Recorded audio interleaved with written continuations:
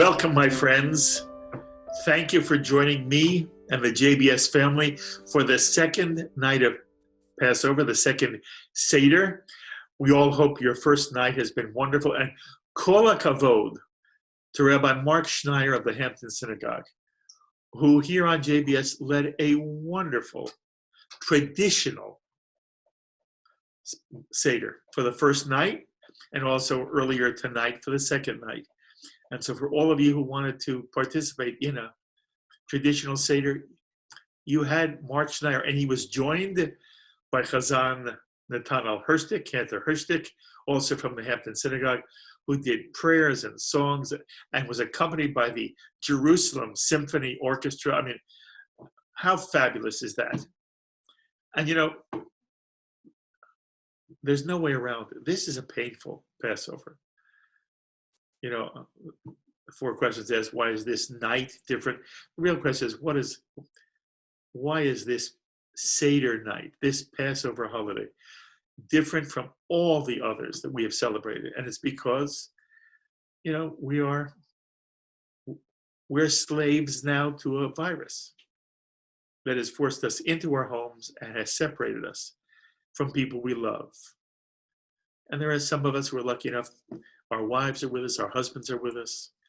Maybe a child came home and is with us, but for most of us, we're separated from the people we love the most and from the people we celebrate Passover with every year. I'm coming to you right now from our living room. It's a large living room, and normally it's lined, the entire room is surrounded with large tables, and there are 35 people are here, all around the room. You can barely move. And my family comes from all over the country. And there are Jews and there are non-Jews. And they all come together and celebrate this. They wouldn't miss it.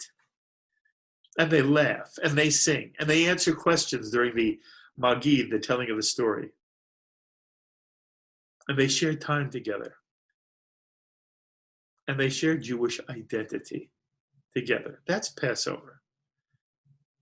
This is the holiday of the birth of our people, when the children of Israel transition into the Jewish people by leaving Egypt, traveling through the Red Sea, standing at Sinai to receive the Torah, and then moving on through the wilderness on the way to the Promised Land, Eretz Yisrael, Eretz Canaan, Israel. And every time you're at a Seder, that's what's being celebrated. And all who are there know that something special is going on. And that's the special that's going on. And so tonight, I'm inviting you into my living room. I'm here. When it comes time to do this with my family, it'll be on Zoom. But right now, I want to be with you and some wonderful people whom you know who are associated with JBS. And you know, every family has its own minhag. There is halachic minhag. You can have a traditional Haggadah, and you can go from the first page to the last page, and it's a traditional Haggadah. And that's what Rabbi Schneier and Nathanael Hirschtick tried to give you last night and earlier tonight.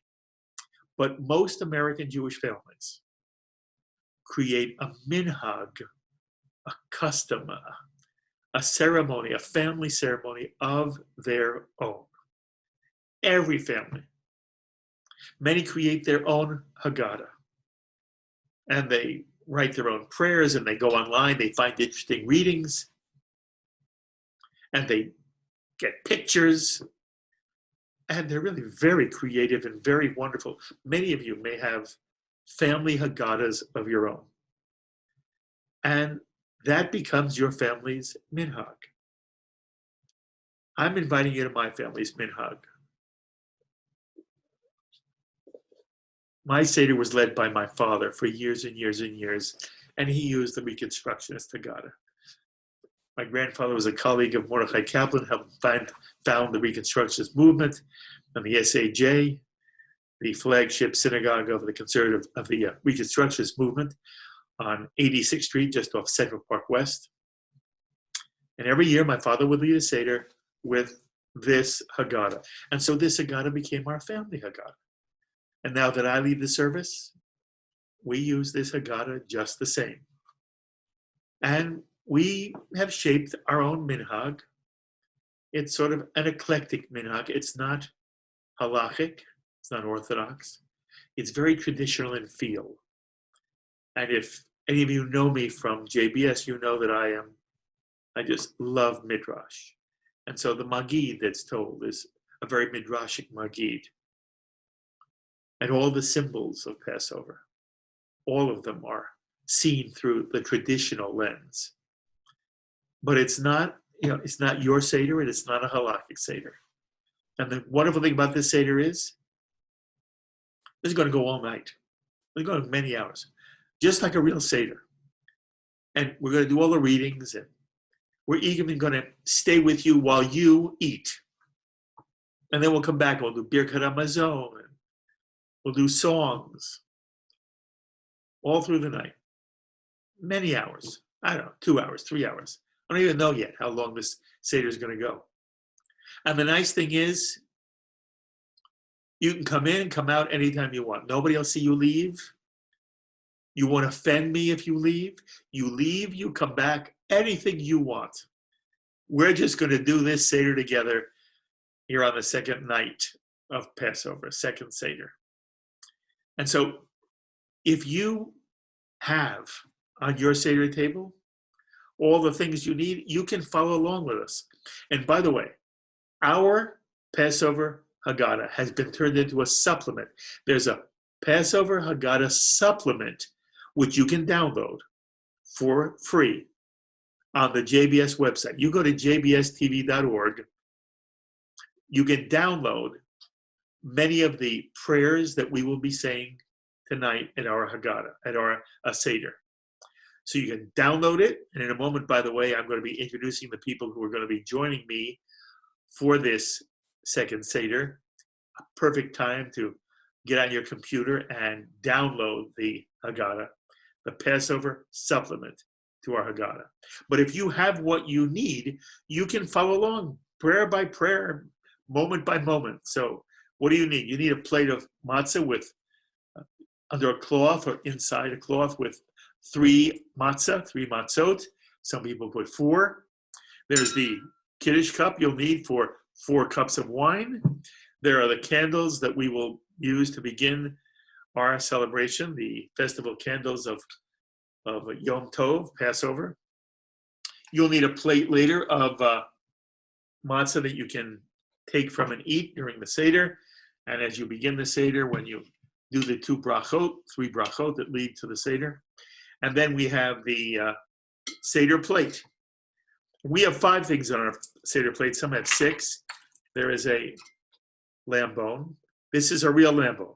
It's not an impressive lamb bone, but this is a lamb bone. Then we have the maror, the bitter herbs. This is a gezunta maror, one of my favorite pieces of Passover. We have the green parsley for spring. We have the charoset, the sweet charoset, to represent the bricks of slavery. By the way, our family's tradition is to use apples, walnuts, cinnamon, and wine, and chop them all together.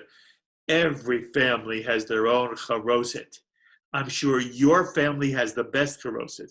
And if you're in a Sephardic family, you have a totally different charoset. I'm sure that's the best charoset you've ever had. But for our family, this is our charoset.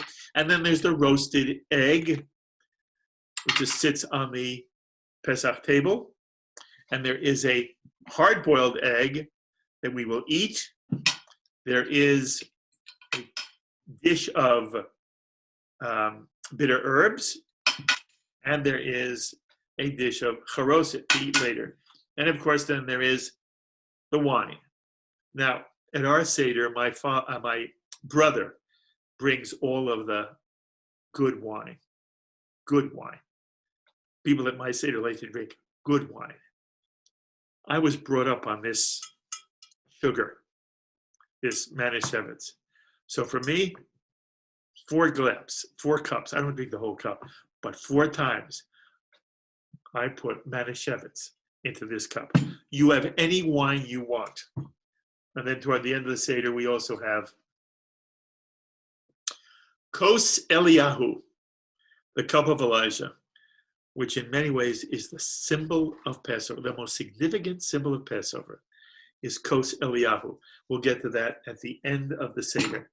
So that's everything you need to be able to celebrate with me and my friends the second night of Passover. And again, you stay as long as you want. Now, when I talk about my friends, no secret, this is a pre-recorded Seder.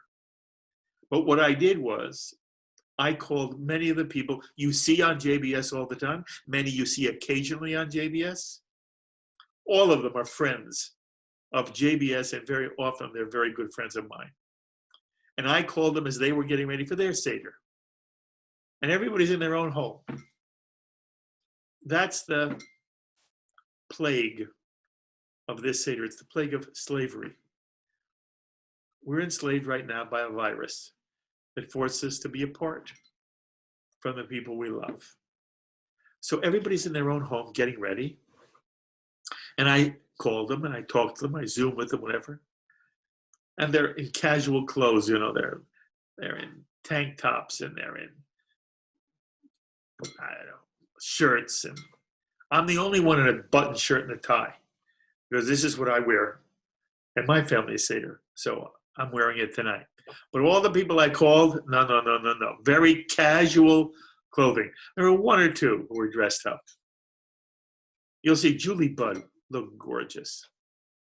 Nancy Spielberg looked gorgeous. And there were some others as well. But anyway, most of them that you'll see tonight, just hacking around in casual clothes. And that's what this Seder feels like. And so you can be any clothes you want. You don't have to change your pajamas. You can wear anything you want and you can go in and out. But before the Seder begins, I want to take a moment to introduce them to you. Those who will be helping me with this Seder tonight. And as we do, it's a good moment for you, if you want to go to the JBS website and download our Haggadah supplement so you can follow along. You can either download it as a PDF or you can print it out and you can follow along with us as we do tonight's Seder. But right now, I want to introduce to you all the wonderful people who are kind enough to be part of this Seder with us.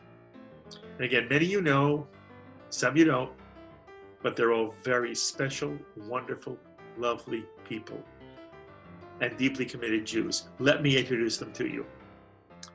From our immediate JBS family, so to speak, we're joined by JBS's Senior Vice President, Shachar Azami, by Senior News Producer and Anchor, Tisha Bader, by syndicated columnist and the host of Thinking Out Loud on JBS, Micha Halpern, the host of Jewish Cinematheque on JBS, Eric Goldman, the star of the Jake Ehrenreich Show on JBS, Jake Ehrenreich, the head of the Lawfare Project and the host of Outspoken on JBS, Brooke Goldstein, and the host of New Jewish Cinema on JBS, Judy Gelman-Myers. Also, the outstanding rabbi of Central Synagogue in New York City, who leads services every Shabbat on JBS, Angela Buchdahl, and the wonderful cantor at her side every Shabbat, Daniel Mutlu. Then we have people you often see more or less on JBS, all of whom are dear friends of ours. The former national director of the ADL, now with the Jewish Heritage Museum in New York, Abe Foxman. The founding dean of Yeshivat Chovevei Torah and the longtime rabbi of the Hebrew Institute of Riverdale, where he is now Rabbi Emeritus, Avi Weiss. A professor of Jewish history at Yeshiva University and a real fan favorite here on JBS and a very, very dear and long time personal friend, Jeffrey Gorak. A star of the Broadway theater, the Yiddish theater, Israeli movies, a marvelous performer, Mike Burstein, and among the very special friends of JBS joining us for this second Seder night, the Honorable former Senator from the state of Connecticut, Joe Lieberman, a multifaceted star of stage, television, and cabaret, Tovah Feldshuh, the musical genius behind the Folkspina Theater, and the musical director of the recent production of Fiddler on the Roof in Yiddish, Zalmen Mlotek, another marvelous cabaret singer who's played in every major concert hall from New York to Tel Aviv, Julie Budd, one of the leading independent documentary filmmakers of our time, Nancy Spielberg, an acclaimed actor who has appeared in The Best Man on Broadway, Better Call Saul on television, Jeremy Shamos, a beloved television actress. You may remember her from Breaking Bad or for her longtime role in Friends, Jessica Hecht, and the Broadway star who you may have seen in Rent or in the Tony Award-winning Band's Visit.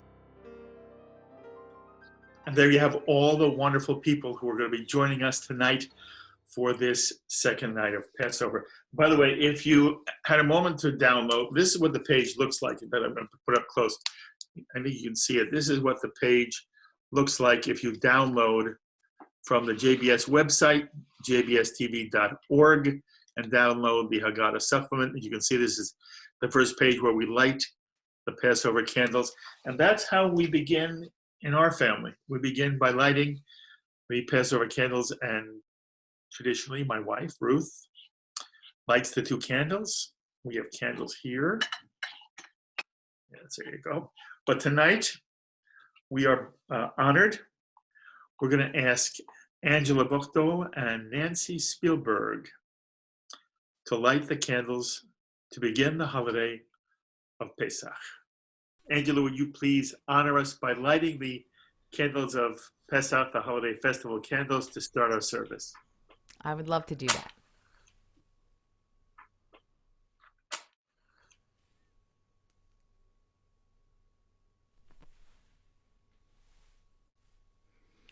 Baruch atah Adonai, Eloheinu melech haolam, asher kidshanu b'mitzvotav, v'tzivanu lehadlik ner shel Yom Tov. Blessed art thou, Adonai our God, sovereign of the universe, who makes us holy through commandments and commands us to light the festival candles. Beautiful. Okay, we now go to the first cup of wine. Most people know that there are 4 cups of wine on Passover, but the number 4 appears everywhere throughout the Passover story. The question is asked, why are there 4 cups of wine? And the answer is, for the 4 different verbs used in the Torah to describe the way God rescued, redeemed, brought the children out of Egypt. He brought us out. He delivered us. He redeemed us. He took us out of Egypt. And for each of those 4 verbs, another cup of wine. So the first thing you must do, open up your bottle of wine. This is not an advertisement for Manischewitz. It just is what it is. It's the wine we use. And pour your first cup of wine. First of 4. By the way, in all seriousness, you do not have to drink every ounce. There are many people who like to. It's very sugary. You drink this, you get a real high. But you must take at least a sip out of each of the 4 cups of wine. So there are 4 cups of wine, and there is, in our family tradition, a reading that we do before the first cup of wine.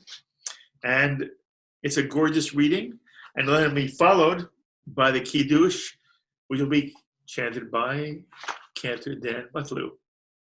Here is the blessing.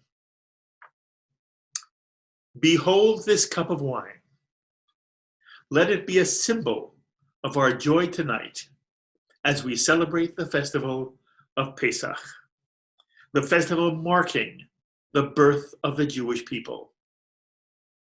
On this night, long years ago, our ancestors hearkened to the call of freedom. Tonight, that call rings out again, sounding its glorious challenge, commanding us to champion the cause of all the oppressed and the downtrodden, summoning all the people throughout the world to arise and be free. So let us raise our cups in gratitude that this call can still be heard in the land. Let us give thanks that the love of freedom still burns in the hearts of women and men of conscience throughout the globe. And let us pray that the time is not distant when all the world will be liberated from cruelty, tyranny, oppression, war, and disease. And now the festival Kiddush, first in English and then the Hebrew chant. Blessed art thou, Adonai, our God, sovereign of the universe, who has made us holy through commandments and has given us in love festivals of joy, holidays, and times of gladness, this holiday of unleavened bread, matzot, and the season of our liberation from bondage in Egypt, a holy event, a remembrance of the exodus from Egypt. For you inspire us to live a life of service by your festivals of holiness, joy, and celebration, which you have given us as an inheritance. Blessed art thou, Adonai, the one who sanctifies Israel and the festivals. Baruch atah Adonai, Eloheinu melech haolam, borei peri hagafen. Baruch atah Adonai, Eloheinu melech haolam, אשר בחר בנו מכל עם, ורוממנו מכל לשון, וקידישנו במצוותיו. ותיתן לנו אדוני אלוהינו מאהבה, מועדים לשמחה, חגים וזמנים לששון. את יום חג המצות הזה, זמן חירותנו מקרא קודש, זכר ליציאת מצרים. כי בנו בחרת, ואותנו קידשת מכל העמים, ומועדי קודשך משמחה ובששון הנחלתנו. ברוך אתה אדוני, מקדש ישראל והזמנים.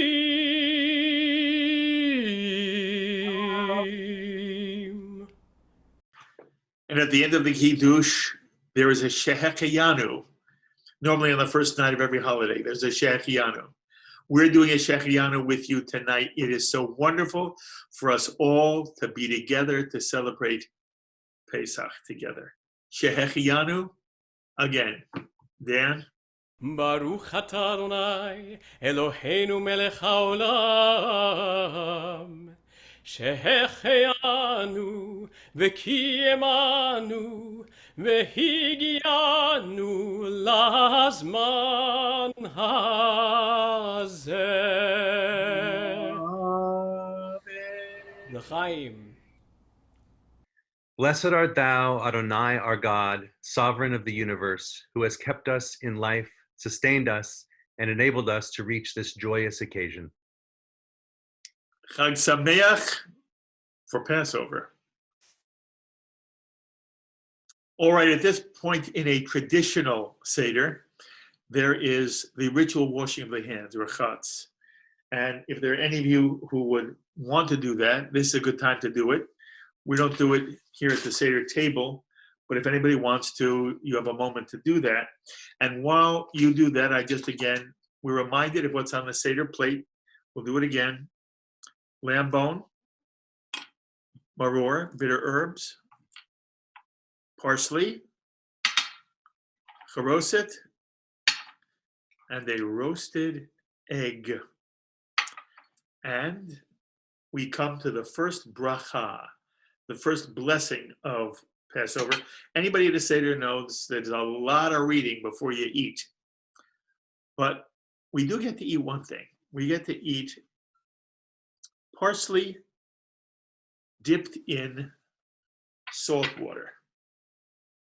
And I think most of you know. There we go. So what does everything in the Seder represents something. What does the parsley represent? The parsley represents the season of Passover, the spring. And again, the entire holiday is about birth and rebirth. And every year we get together and we celebrate our own rebirth as part of the Jewish people. And some people think that the high holidays are the beginning of the Jewish year. Actually, Rosh Hashanah, Yom Kippur come in the month of Tishri, and the first month of the year is Nisan. And Passover is in the month of Nisan. It is the first holiday of the Jewish year, and it is the holiday of spring. And of course, we all know that the salt water represents the tears that our ancestors shed as slaves in Egypt. And it's easy, for the salt water to just be something you dip the parsley in. But it's a very powerful symbol that the Israelites wept. They wept for themselves and for their children. And we remember their pain and their weeping with the salt water. It's also very Jewish that one takes a symbol of birth, happiness, joy, and combines it with a symbol of pain. That's called life. And the Jew does not run away from life. The Jew understands there is the bitter and the sweet, al kol eleh, the mar and the matok. Anyway, you take your parsley, you dip it into salt water. Do not eat, because there is a bracha, and we're going to have the bracha done both in Hebrew and in English. Baruch atah Adonai Eloheinu melech haolam, borei pri ha'adama. Blessed art thou, Adonai our God, sovereign of the universe, creator of the fruit of the earth. On Pesach, it's customary to read from Shir HaShirim, the Song of Songs, this beautiful love poetry of the Bible, and it's reminiscent of springtime and rebirth. So we usually do a little bit of Shir HaShirim around Karpas, around the dipping of the parsley, the promise of spring, even amidst our tears. It says this: the winter's past, and the rain is gone, and the spring has come. Kumila, kumila, rayati, yafati, kumila, kumila, kumila, rayati, yafati, kumila.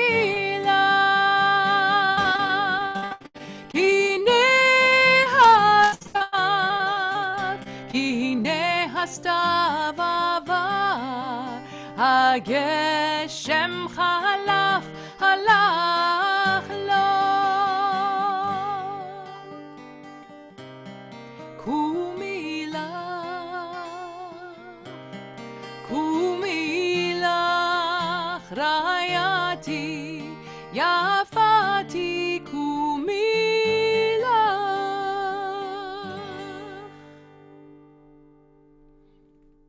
That was wonderful. Lo and behold, we have this tradition the rabbis gave us. They know we're going to be hungry. And so we're allowed to have a hard-boiled egg. There's no bracha here. You just eat the hard-boiled egg, and it holds you over. Now, normally, of course, if you are a traditional Orthodox Jew, you would always say a blessing before you put anything in your mouth. But it's in this context, it's part of this dipping in the salt water.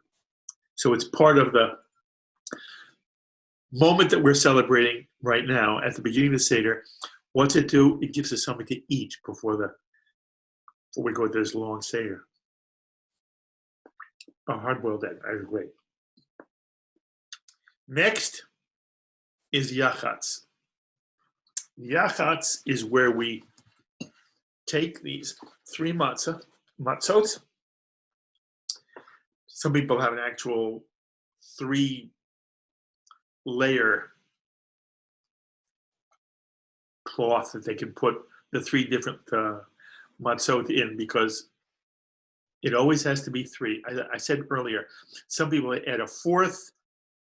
When we were engaged in the struggle to free Soviet Jewry, many people put a 4th matzah in to represent the refuseniks, Jews of conscience, who wanted to ultimately leave the iron prison, the slavery of the Soviet Union, and with our help, they did.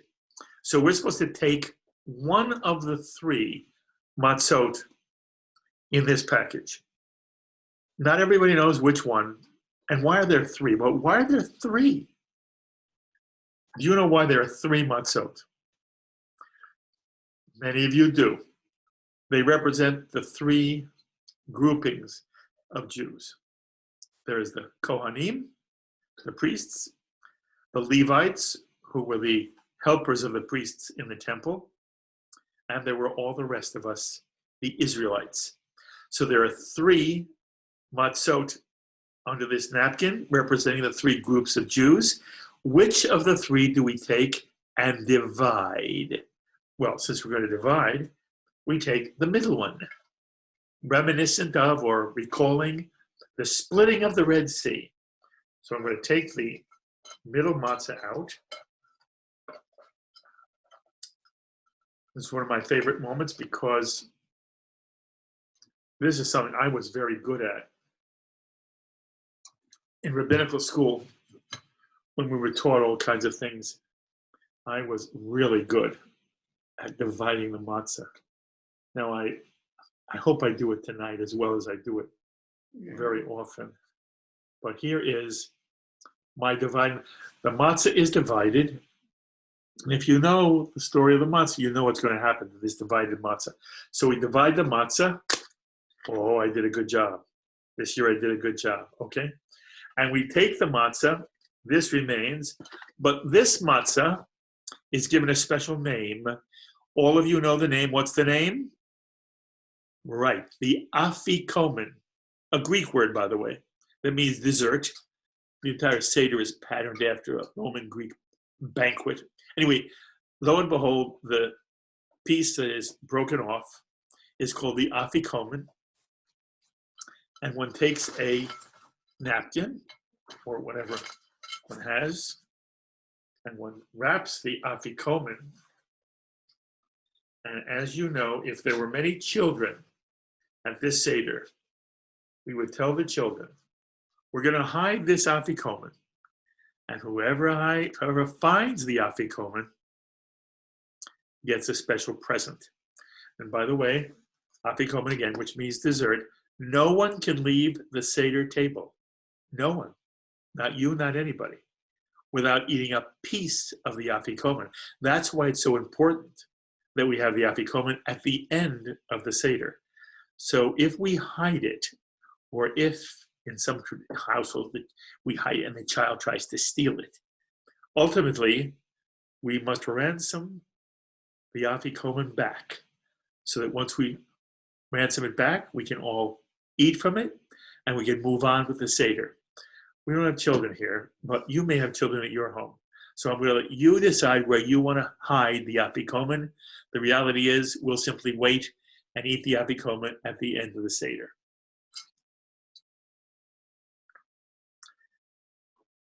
The piece that is not the afikomen represents what matzah is all about. This is the bread of affliction, the bread of poverty. And another passage in the Torah is the bread of haste. But at this point, it's all about the pain of slavery, the pain of poverty. And in the ancient Near East, matzah was a poor person's food. This is what the Israelites were only able to eat. This is the only matzah, the only bread they were able to eat. Leavened bread. They didn't have enough to make quality bread with leaven that would rise. Leavened bread. This was what they ate. It was the bread that symbolized their poverty. We have a reading about the bread of affliction. Behold the matzah, symbol of the bread of poverty and affliction our ancestors ate when they were slaves in the land of Egypt. Let it remind us of all those of our people today, as well as those throughout the world, who are poor and hungry. Would that they could come and eat with us. Would that all who are in need could partake of our Pesach feast. Let us here resolve to strive unceasingly for that blessed day when all will share in the joy of Pesach. When poverty will be no more and when all will enjoy freedom, justice, and peace. This is the bread of affliction. And there's a song that's sung, Halachma, about the bread of affliction. Halachma, halachma anya di achalu, achalu ahavtana, behara, behara di Mitzrayim, behara, behara di Mitzrayim, halachma, halachma anya di achalu, achalu ahavtana, behara, behara di Mitzrayim, behara, behara di Mitzrayim.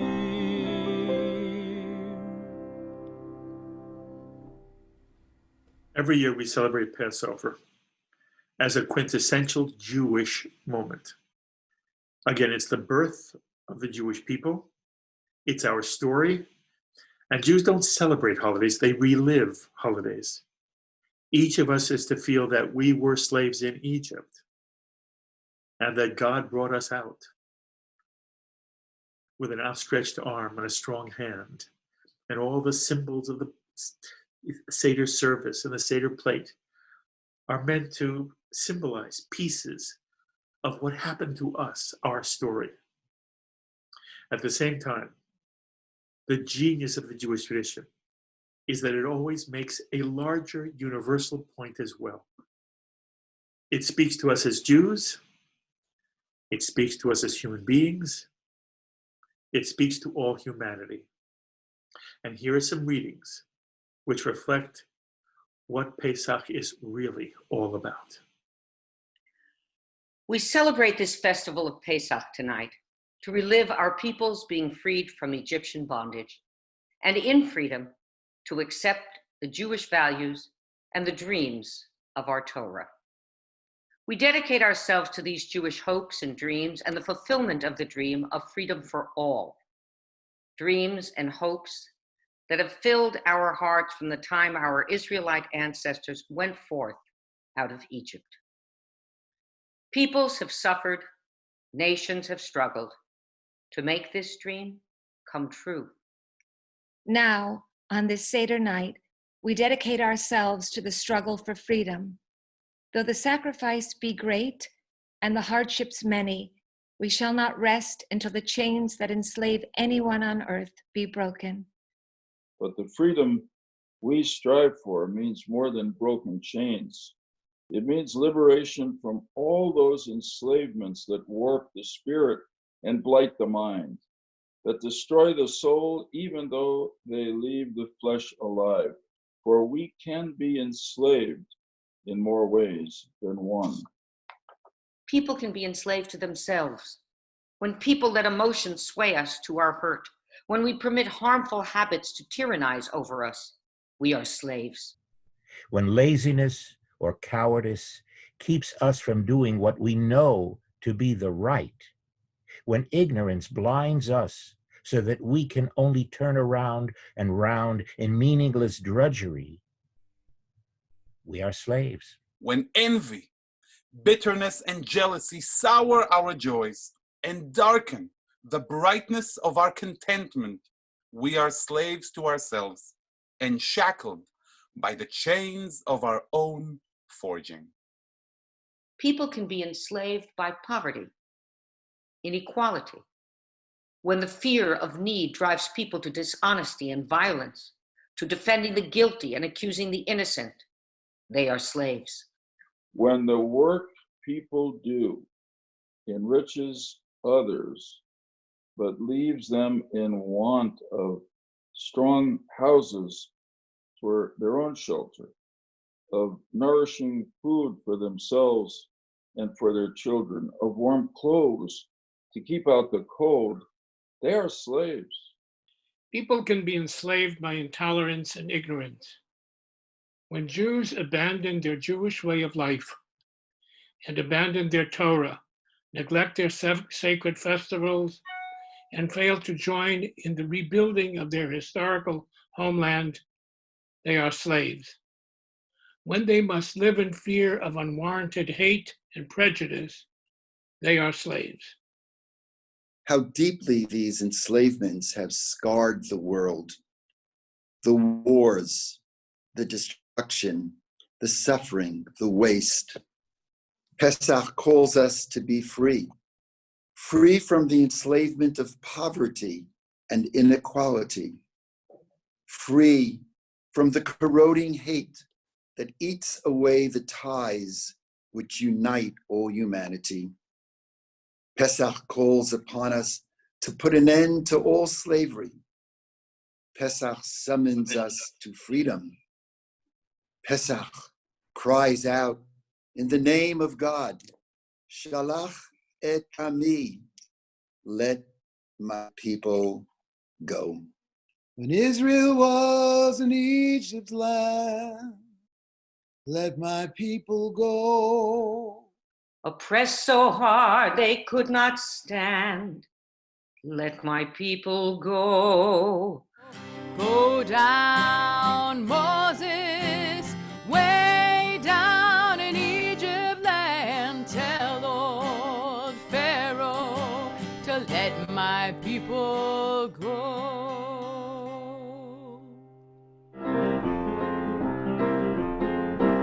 The Lord told Moses what to do. Let my people go to lead the Hebrew children through. Let my people go. Go down, Moses, way down in Egypt land. Tell old Pharaoh to let my people go. To let my people go. To let my people go.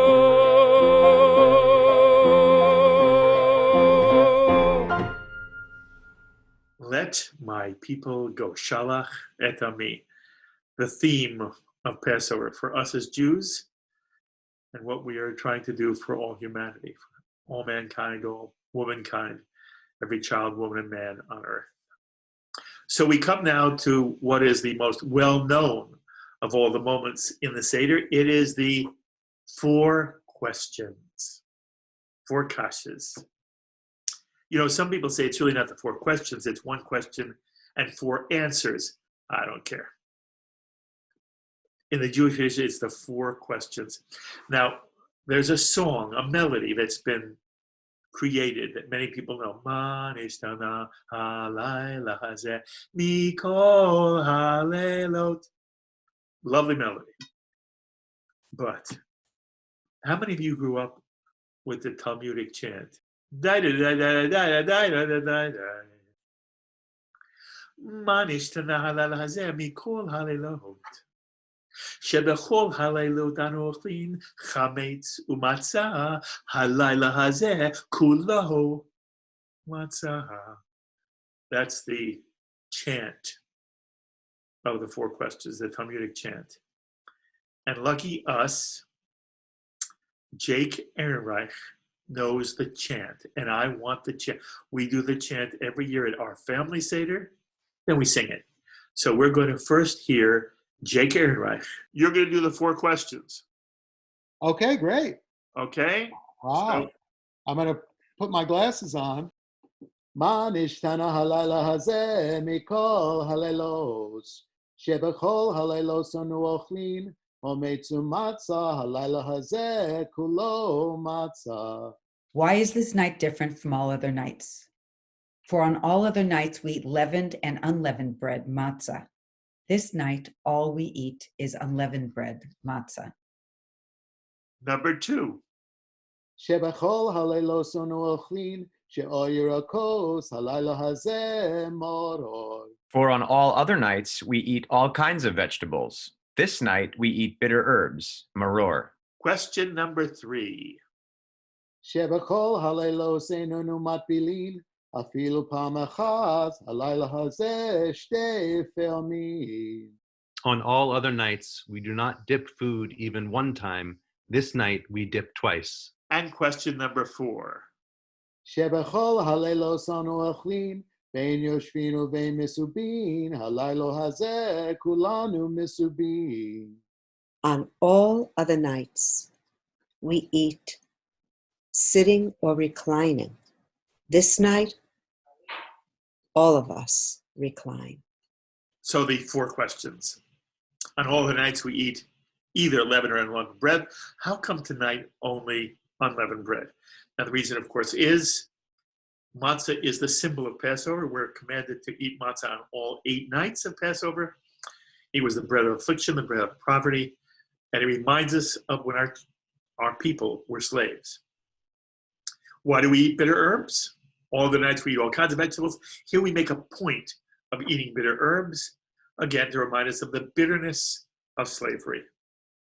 On all the nights, we don't dip foods into other foods. Why do we dip twice? We dip the parsley into the salt water.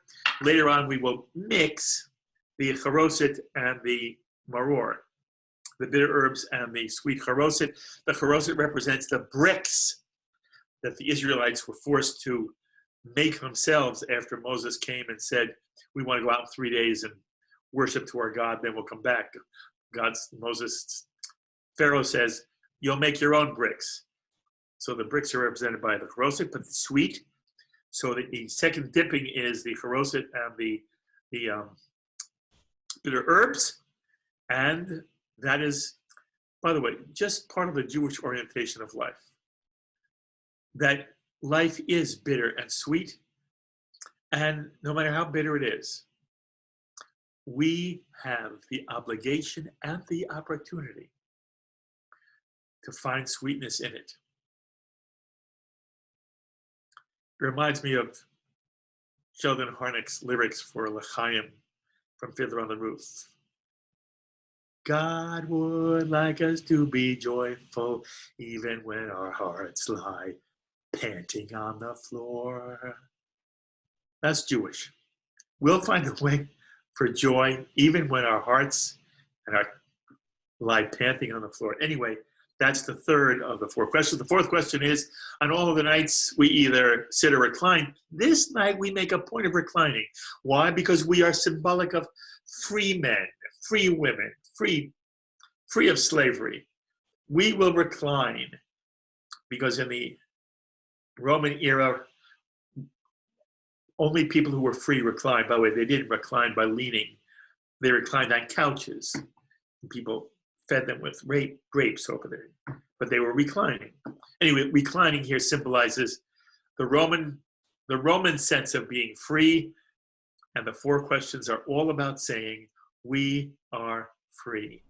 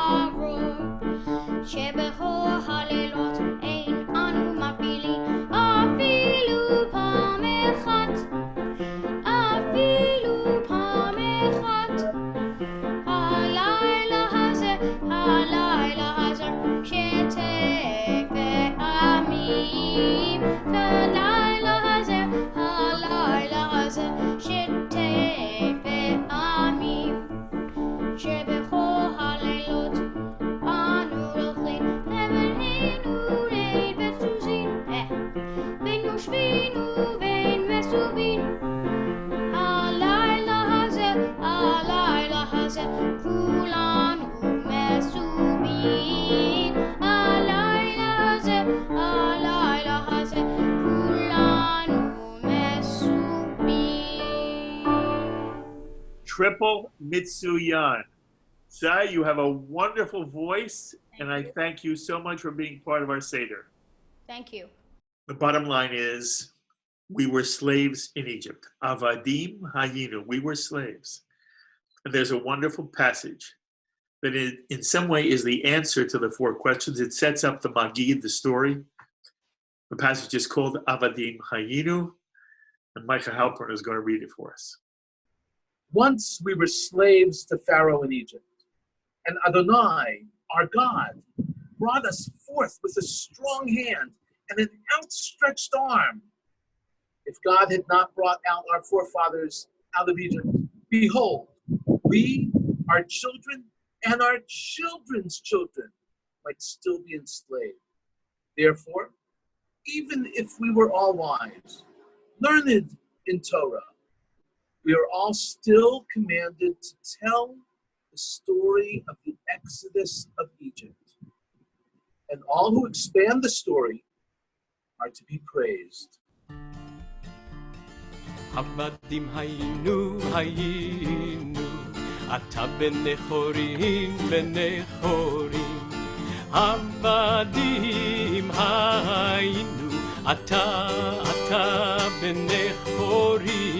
עבדים היינו, אתה בנחורים, עבדים היינו, אתה בנחורים, עבדים היינו, אתה בנחורים, עבדים היינו, אתה בנחורים, עבדים היינו, אתה בנחורים,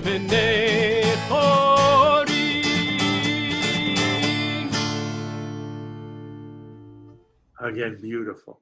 Okay, we're about to get to the heart of the Seder. The heart of the Seder is the Magid, the retelling of the Sipur, the story of Passover. But interestingly enough, the rabbis create this passage where they imagine four different kinds of children, or maybe it's really one child with four different personalities, meaning all four children are somehow in us. We are all of the four children. But in the Haggadah, there are the four children. Often it was said the four sons, but it's really banim. It's the four children. It can be male or female. And each child has a different personality and a different perspective on the entire Passover story and the Passover celebration. And before we tell the Magid, we remember how the story must be told, as it will be heard differently by the four children. When I start going through story development on a film, I actually think about the four sons. No, really? Yeah, I do. I actually think about the four sons. I know that sounds crazy, but first of all, I think about the wise son. And I say, okay, where's a story that a smart person wouldn't know? You know, these stories, these hidden gems that they just wouldn't be common knowledge. And then I think of the evil son. And even in Above and Beyond, when I did Above and Beyond, some of the pilots, when they were flying to Israel, they would say to the Israelis, we're helping you people. And they would exclude themselves. And they only realized later that they were part of that people. And it was a revelation for them. So I think about them. And then I think about, the simple son. And I say, okay, you're going to have to give context, a little history lesson before you get to, the good stuff of the story. And then I think about the son that does not know how to even ask. And I think about what an elevator pitch is, how you have to tell your story in 3 minutes and leave them wanting more so that maybe it will actually spark some interest. So I always think about the four sons when I look at how to form a story. Fascinating. Crazy? This is about the wise child. Good. The one I always hoped I would get, but often didn't. The first kind of child is the wise child.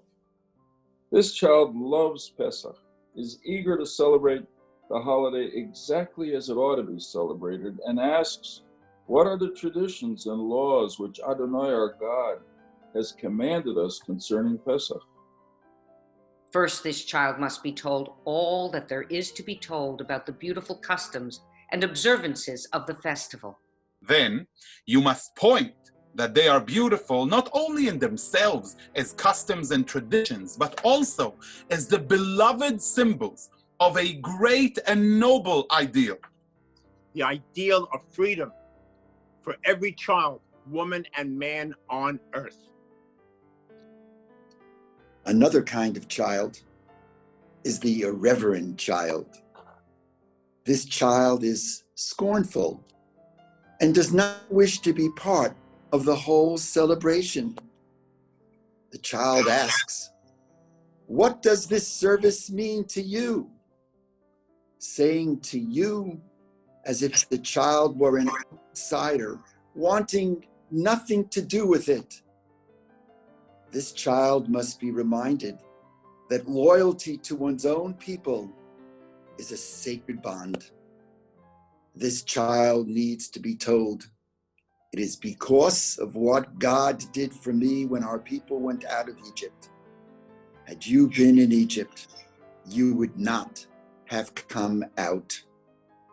And we have rededicated ourselves to the cause of working for freedom from tyranny and oppression. The third kind of child is the simple child. This child is naive and is very shy. This child simply doesn't know how to ask about the holiday of Pesach and the beauty of its symbols and message. This child only asks, what is this all about? This child should be told with a strong hand, Adonai brought us forth from Egypt, out of the house of bondage. And then there's the child who lacks understanding. The fourth kind of child is the one who is unable to understand that something important is being celebrated at the Seder table tonight. Therefore, you must tell this child, this is because of what Adonai did for me when I went forth from Egypt. Okay. The heart of the Seder is the Magid, the telling of the story. You heard in the Avadim Hayinu, whoever expands, extends, elongates the story is to be praised. Not in most Jewish families. I understand that. So I'm going to do a relative Magid here, but this is the story. And see how much of it you know. The children of Israel were slaves in Egypt. They came to Egypt when there was a famine in the land of Canaan. And it turns out one of the brothers, one of the sons of Jacob, had been sent already because he had been sold into slavery and to the Midianites. The Midianites brought him into Egypt. He was in Potiphar's house. Then he ended up ended up serving in jail, and he did all these dreams, and he ultimately helped the Pharaoh figure out that if 7 fat cows were eaten by 7 skinny cows, it meant there'd be 4 years of famine following 4 years of plenty.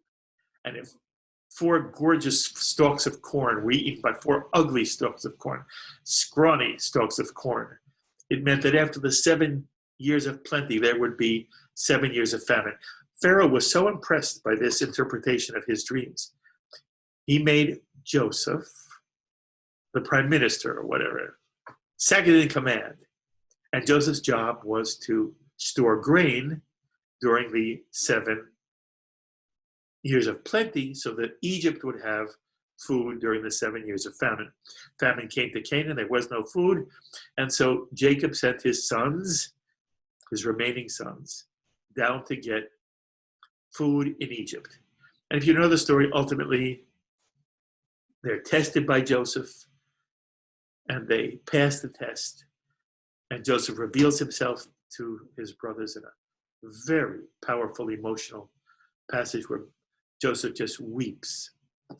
And Joseph asks such a real question. His question of his brothers is, does my father still live?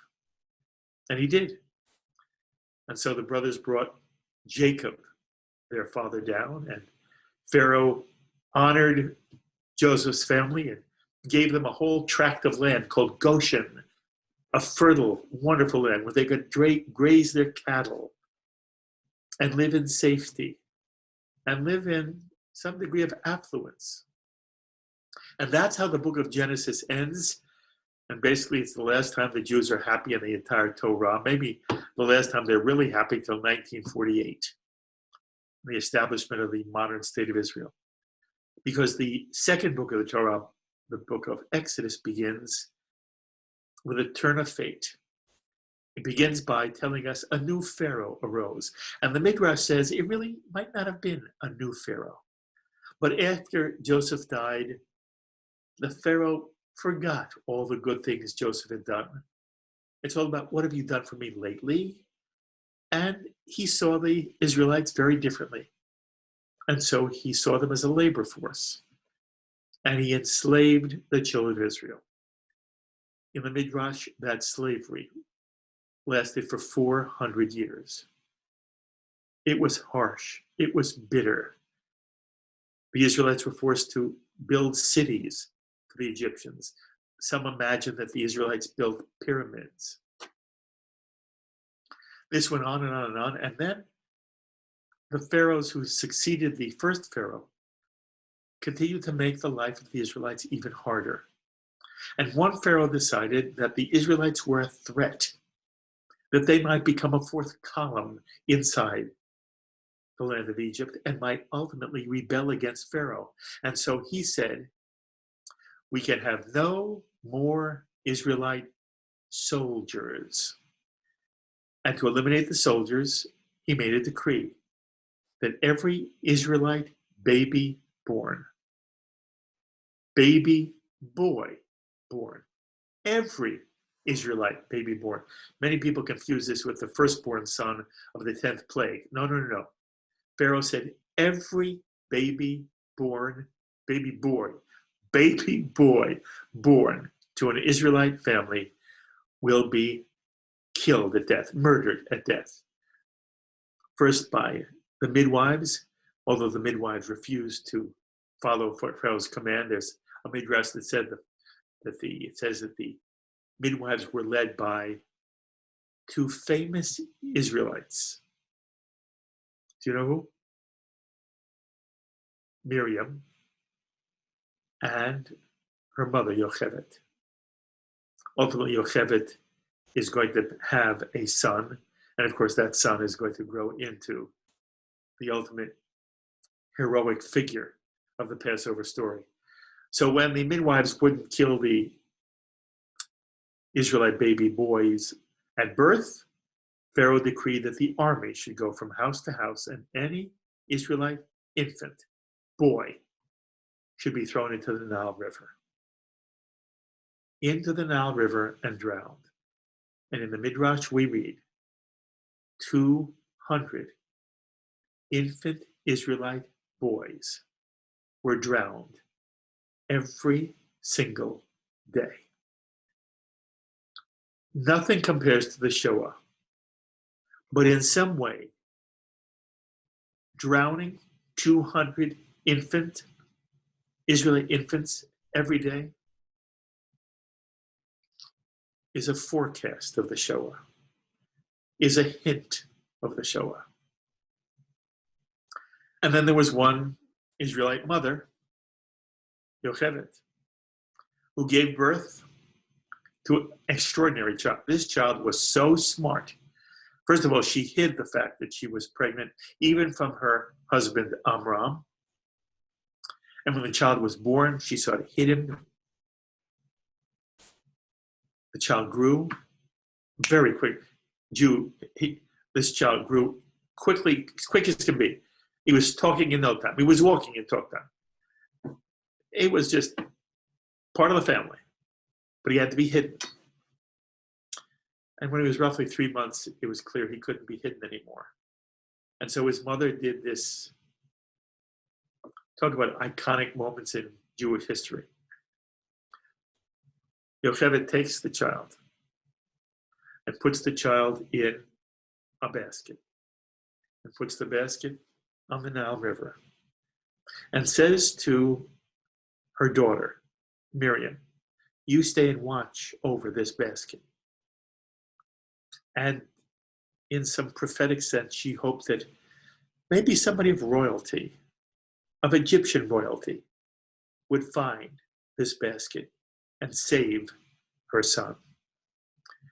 Now, here is one of the difficult questions of the Passover story.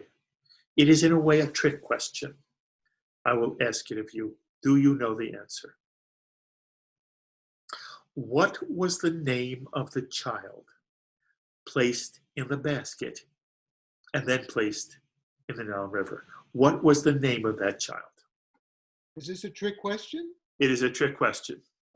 So Moses, but was there an original name? Well, who gave the child the name Moses? Yeah, I guess the chick that found him? Right. Do you know who the chick who found him was? His mother? No, it was the princess. Say again? It was the princess. Yes. The Pharaoh's daughter was the one who found Moses who found the child in the water and brought the child out. But what was the name of the child put into the basket? The Midrash tells us the child's name was Tuvia, from the word tov, good, because this child is described in the book of Exodus as a goodly child. And the Midrash asks, isn't every child goodly?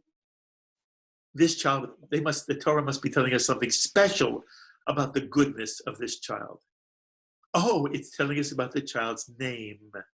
And the child's name is Tuvia. By the way, do you know what the name Tuvia is in Yiddish? Very good. It's Tevya. Tevya. So understand, the child who's put in the basket is Tevya. The child who grows in the palace of the Pharaoh is Tevya. The child who leads the children of Israel, out of Egypt, is Tevya. The child who one day will bring the 10 Commandments down from Mount Sinai. You can't imagine Charlton Heston. You've got to imagine Zero Mostel. It's Tevya. Changes the whole feel of the story, doesn't it? Anyway, Tuvia is put in the basket, and we know what happens. The Pharaoh's daughter comes to bathe in the Nile River. Do you know why? Yes, she had leprosy. And it was thought that the Nile River would cure one of leprosy. So she comes to the Nile River and she hears a baby crying, and she sees this basket out in the middle of the Nile. And in the Midrash, she reaches out her arm from the banks of the Nile. And in the Midrash, her arm just extends, and it keeps extending and keeps extending till it touches the basket. And the moment it does, she's cured of her leprosy. And she draws the brass basket to shore, and she says, "Oh, it's an Israelite boy." How did she know it was a boy? Blue blanket in the basket. And there's some midrash, it was a talit that was covering. And also, who would be in the basket but an Israelite boy, says it's the boys who were being thrown into the Nile River. And she instantly falls in love with this child. And Miriam, who is hiding in the bulrushes, comes running out and saying, "Dear princess, you need a wet nurse for this child. I have a wet nurse for you." And the princess, by the way, the princess' name was Thermutis. If you ever want to know how to remember her name, Thermutis kept things cold or kept things hot. Thermutis. And so Miriam says to Thermutis, "I have a wet nurse for you." Oh wait, Thermutis is not stupid. She knows who we're talking about. It's talking about the child's mother, Tevye's mother, Moses' mother. But the princess gives the child the name Moses because according to the Torah, it means drawn out of the water.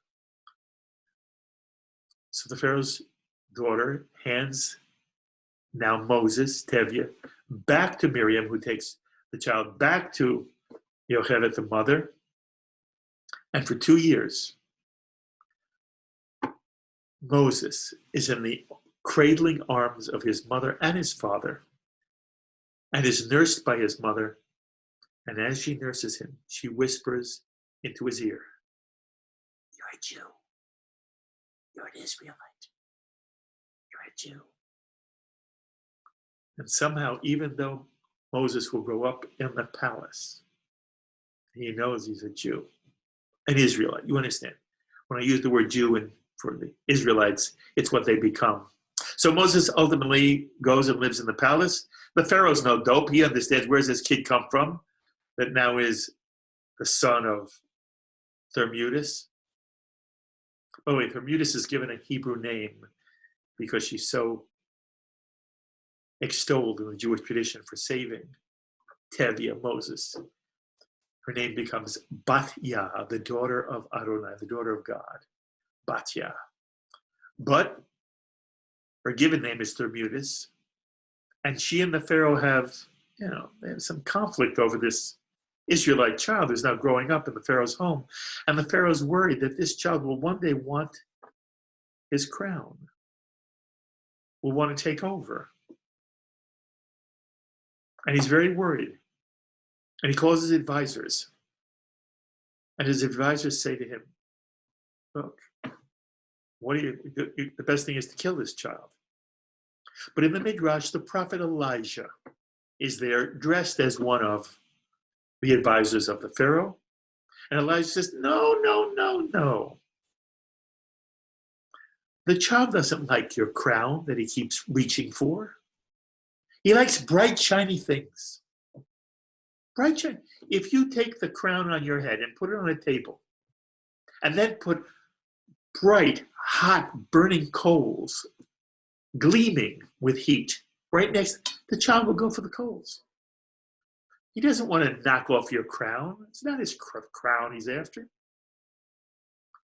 So the Pharaoh says, "Okay, make the test." So they give the test, and they put the crown on the table, and they put the bright, hot, burning coals, shiny.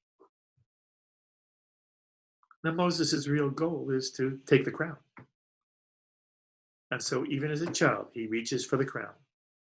But Elijah is now invisible, according to this Midrash, and he grabs Moses' hand and he slaps it on the coals. And Moses instinctively takes it to his mouth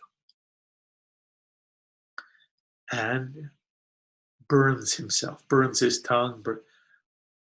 And this is the Midrashic explanation of why Moses has a speech impediment in the Torah. One of the great images in the Torah is that the spokesperson for God is one who has a speech impediment. Not an orator, not Charlton Heston, by the way, but someone who has trouble speaking, maybe a stutter. But it saves Moses' life. He grows up in the palace, and then we know the story. One day he sees an Egyptian taskmaster beating an Israelite slave. He looks right, he looks left, he sees no one, and on the spot, he kills the taskmaster. On the next day, he learns that the Israelites are talking all about it, and that the word is going to get back to Pharaoh, and Pharaoh will kill him. And so Moses packs a bag and leaves Egypt. And he travels through the desert and comes to a well. Do you know what happens at virtually every well in the Torah? It's the single bars of its time. Men and women meet and they fall in love. And sure enough, Moses falls in love with a Midianite woman, gorgeous. Her name is Zipporah. And he saves Zipporah from people at the well who want to give her a hard time about who drinks when. And Moses is very strong and he's very impressive to Zipporah. So Zipporah says, come home with me. So Moses goes home, and wouldn't you know it, Zipporah is not just another pretty face. Zipporah is the daughter of the king, high priest of Midian, Jethro. High priest, and the high priest was the king as well. And Zipporah and Moses fall in love, and they marry, and Moses lives in Jethro's home. Understand, Moses has gone from one palace to another palace, royalty to royalty. By the way, that's how life works. But it's interesting how it works in the Torah. And Moses has perhaps the most tranquil, lovely years of his life. He's head of all of Jethro's sheep flocks. Not 7 sheep, huge, huge flocks. There's the king. And he has many shepherds under him. And every day he goes under a tree, takes whatever he reads a little bit of a book, looks up, things are going fine. And he's having a lovely life. And nobody's bothering him. And then one day, one little lamb runs away from the flock. And Moses notices. And out of compassion for the lamb, he chases the lamb. In the Midrash, he chases the lamb to the end of the wilderness. And there he finds the lamb lapping up water. And Moses says to the lamb, oh, little lamb, if you'd only told me you were thirsty, I would have given you water from my own canteen. And now you're so tired, I'll carry you back to the flock. And Moses puts the little lamb, over his shoulders and starts walking back. And in the story, God's watching. And God says, if Moses is ready to take care of a lamb that way, it's time for him to take care of my children, the children of Israel. And as Moses is returning to the flock, he sees something remarkable. He sees a bush. By the way, not a good, gorgeous bush, just a plain, ordinary, boring bush. But there's something unusual about this bush. It's burning. And that's not the interesting part. The interesting part is, even though it burns, it doesn't burn up or burn out. It is not, to use the biblical word, consumed. It just keeps burning and burning. And now that's not natural. And Moses says, I am going to turn aside and take a look at this bush. And as he draws near the bush, God speaks to Moses out of the bush. And one marvelous midrash answers this question. In what voice did God speak to Moses out of the burning bush?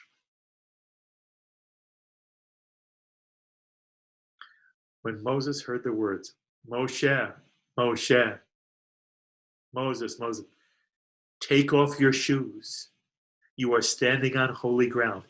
Whose voice were those words in? Whose voice was God speaking in? And the answer is, he was speaking in Amram's voice, in Moses' father's voice. So as not to frighten Moses. When Moses heard his father's voice, he drew near. And that's when God says, take off your shoes, you're standing on holy ground. Another question is asked, by the way, when did this bush start to burn? Did God start the bush burning as Moses was walking back with the lamb? And the answer is, the bush was always burning. The question is not when did the bush start to burn? The question is, when would Moses first see it burning? And there's a Jewish lesson there. The lesson is, the whole world is aflame with burning bushes, especially inside the people we love. And the question is, do we have the eyes to see and the mind to understand? And if we do, we take off our shoes because we're standing on holy ground. It's also the origin of a very lovely custom on the holidays. At the end of the Ne'ilah, when we all have done teshuvah, honest repentance, the reproach of the world is rolled off, and the earth is a little lighter. And because the earth is a little lighter, the earth rises just a touch towards heaven, and it becomes holy ground. And so everyone in the synagogue, everyone in the shul, everyone at the Ne'ilah service is encouraged to take off their shoes, symbolic of their understanding they are now on holy ground that is a result of their teshuvah, their honest repentance. And God had a dialogue with Moses. If this were a longer Seder, I'd do the entire dialogue, but suffice it to say, God says to Moses, I want you to go back and tell Pharaoh, Shalach et ami, the refrain of Pesach, let my people go. And in the dialogue, Moses gives God four reasons why he shouldn't go. They don't know him. He isn't strong enough. How will they believe him? Well, who do they say is? They'll say, which God sent you? And finally Moses, and I can't speak. And God finally says, you're going. And look who's coming. Here's Aaron, your brother. He'll speak for you. And lo and behold, Moses and Aaron are reunited, and they return to Egypt, and they tell the Israelites, get ready, we're going to go. And the Israelites say, who are you? And they say the very thing that Moses was afraid of. What are you talking about? God. Who is God? We have our God. What do you mean we have our God? The Israelites were in Egypt so long, they began to believe what the Egyptians believed, that Pharaoh was their God. They had lived there so long, the Midrash says, many of them had forgotten Abraham and Isaac and Jacob. They had forgotten the God of Abraham and the God of Isaac and the God of Jacob. They had forgotten the God whose letters are Yud Hey Vav Hey. We translate that as Adonai. We say Adonai. It doesn't mean Adonai. That's God's proper name. God has a proper name in the Torah. It's spelled Yud Hey Vav Hey. We would never, ever try to pronounce those words. Those are the those letters. That's the holiest word in the Torah. And that's why many traditional Orthodox Jews never even say Adonai unless it's in the middle of a prayer. They'll say Adoshem. They won't say Eloheinu. They'll say Elokeinu instead of our God. For our God, they'll say Elokeinu. The power of God's name, Hashem. That's, by the way, what the word means. When you say Baruch Hashem, it's talking about the name. It's the name of God, God's proper name. My name is Mark. I don't know what your name is. You've heard Jake read. You've heard Dan read. You've heard Angela read. All of us have our own proper, and God has a proper name. It's Yod He Vav He, and we never pronounce it. Instead, we say Adonai, which means my Lord. It's what we all did when we were in school. Not so much today, but when we were all kids in school, you would never call your teacher by your teacher's name. And in Hebrew school, we would call Moreh somebody. Usually Moreh put the last name. Moreh Silverman. We would never use the name. It's why we never call president by it.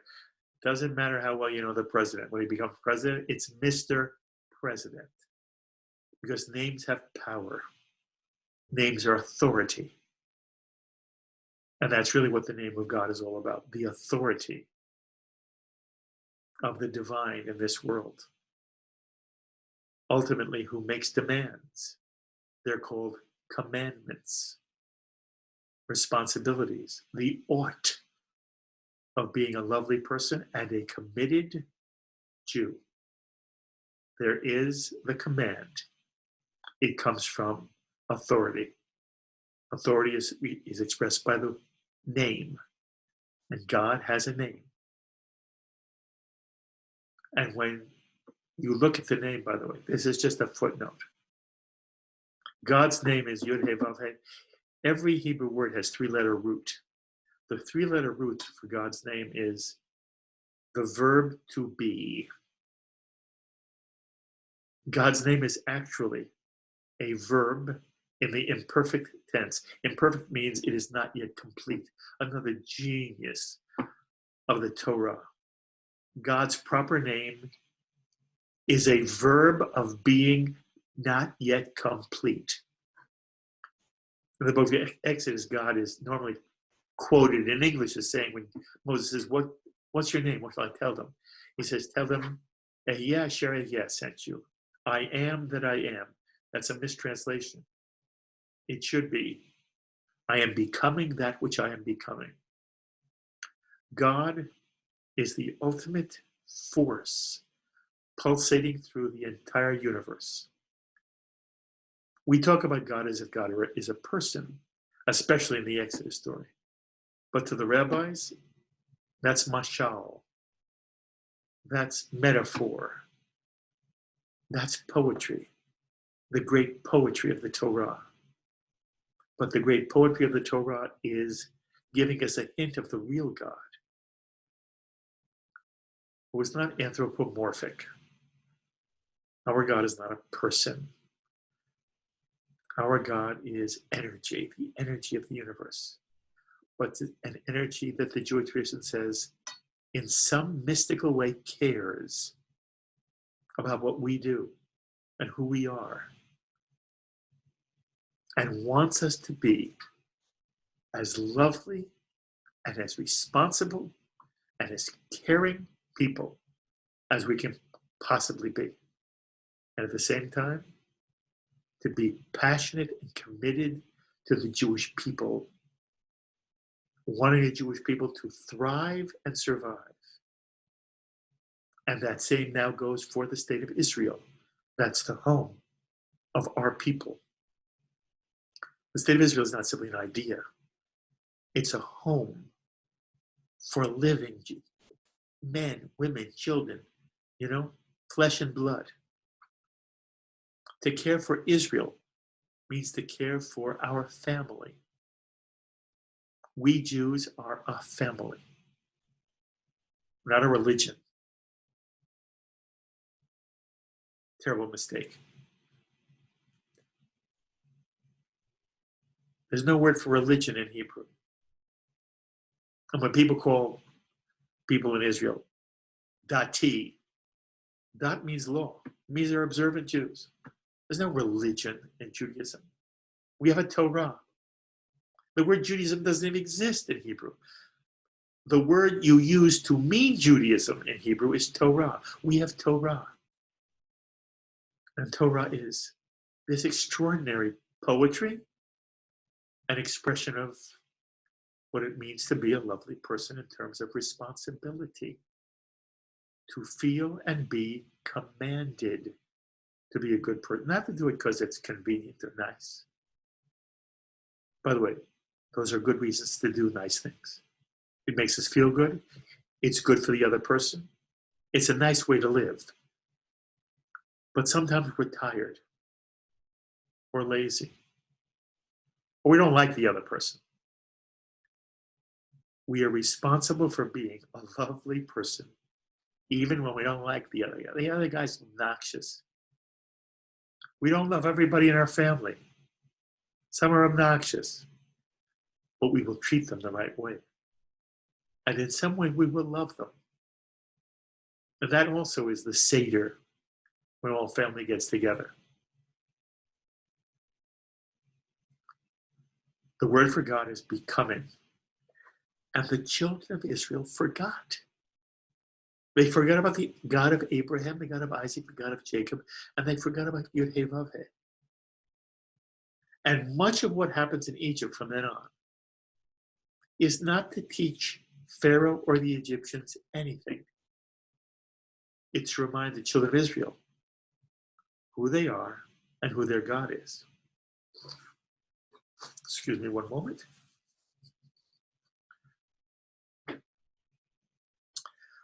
When Moses says to the children of Israel, it's time to leave Egypt, the Israelites say, you're out of your mind. And as hard as life is here, we're staying right here.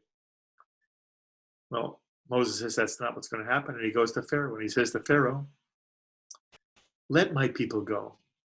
I'm here in the name of God. I should say it that way. Moses says, and by the way, he says it through Aaron. He says, we're speaking for the God of the universe, the God of the children of Israel, the God of Abraham, the God of Isaac, and the God of Jacob. And that God says, let my people go. Shalach et ami. And Pharaoh says, why do you want to go?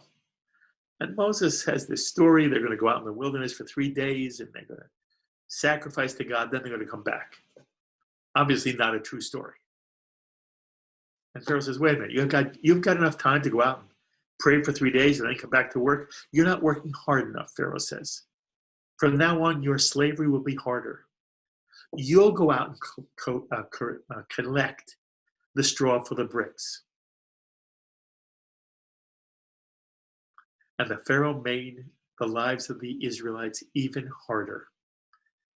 And when Moses returns, the Israelites said, we told you, stay out of this.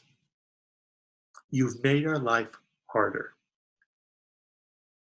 And Moses goes and says to God, well, what do I do now? And God says, okay, now you watch. And here we come to one of the most important parts of the story. It's the 10 plagues. I wonder if any of you know all 10 plagues. Well, we've got dam, blood.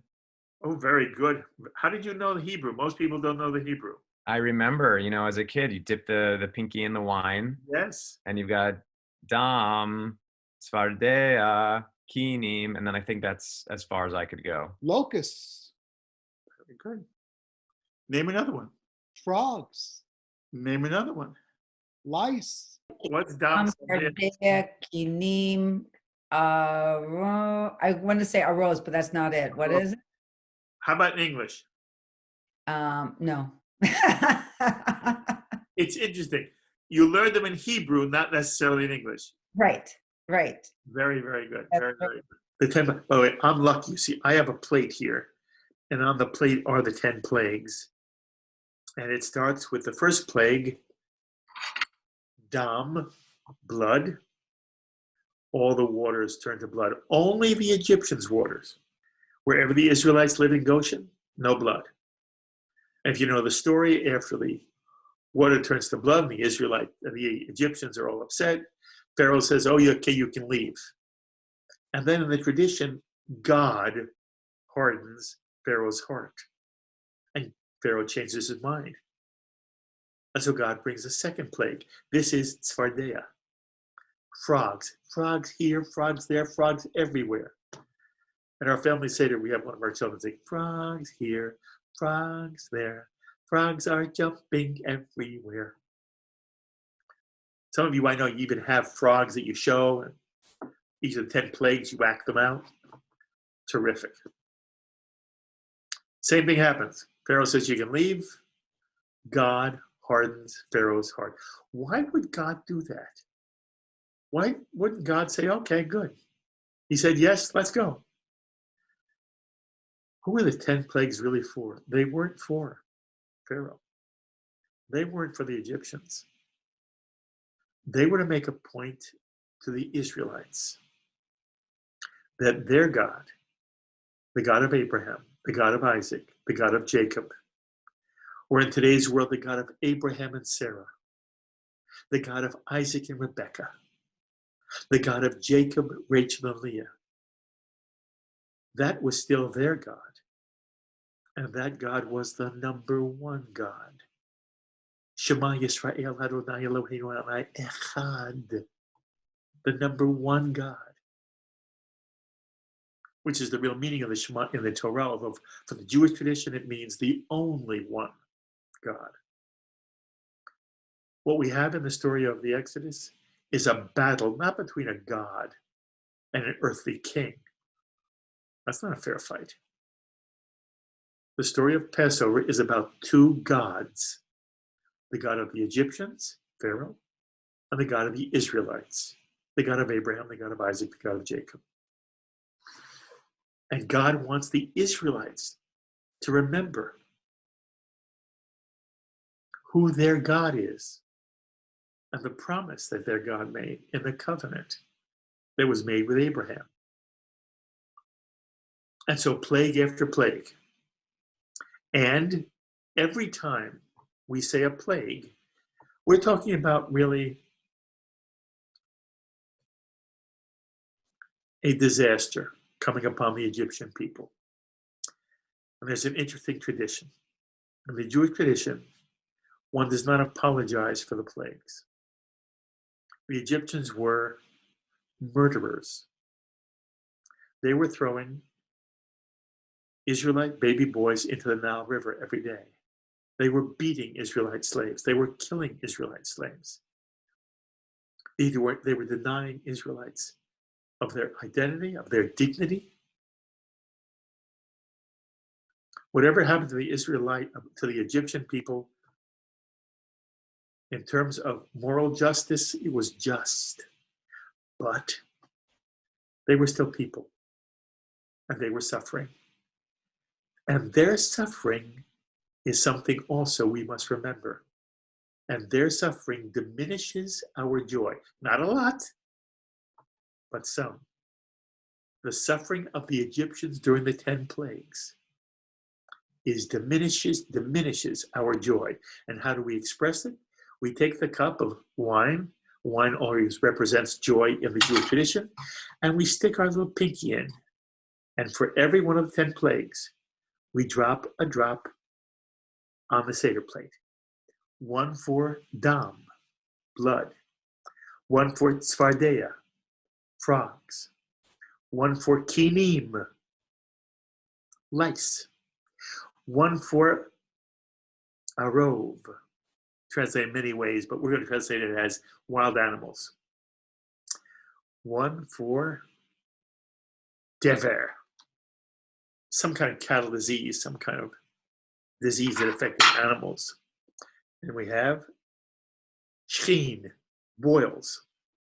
I'll make sure I can do it right at the. Then we have barad, hail. And then we have arbeh, locusts. And then we have number 9. Number 9.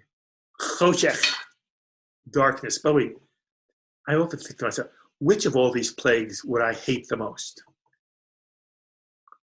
I think it'd be boils, but I'm not sure. I don't like frogs. I don't like locusts, but maybe I could live through that. But the idea of boils all over my body, oh my God. And the darkness, this wasn't ordinary darkness. How dark was it? It was a heavy darkness. No Egyptian could move. No Egyptian could see as far as his nose. It was oppressive darkness. It wasn't nighttime. This was cosmic darkness. And Pharaoh said, okay, you can leave. And God hardened his heart, which brings us to the 10th plague, the real point of the entire Exodus part of the story of the 10 plagues. Every one of these 10 plagues every one of these 9 plagues only came to the Egyptians. None of these 9 ever came to Goshen. Not so with the 10th plague. And most of you know the 10th plague. The 10th plague is the slaying of the firstborn child. Normally we say son. Actually, in the Midrash, if there was no firstborn son in an Egyptian home, the daughter was slain. It was the firstborn child. And this time, the plague came everywhere, including Goshen. Unless a family did what it was told to become part of the Israelite nation leaving Egypt that Seder night, that Passover night. Moses was told to tell the children of Israel, every household takes a lamb and roasts the entire lamb and eats the entire lamb that night, the Passover night. And they eat it with matzah, unleavened bread. When I was a kid, I thought unleavened bread was something we created by rushing out of Egypt and the sun beat down on our backs or our heads and the bread didn't have the ability to rise. It was only later I learned what we did already in the Seder.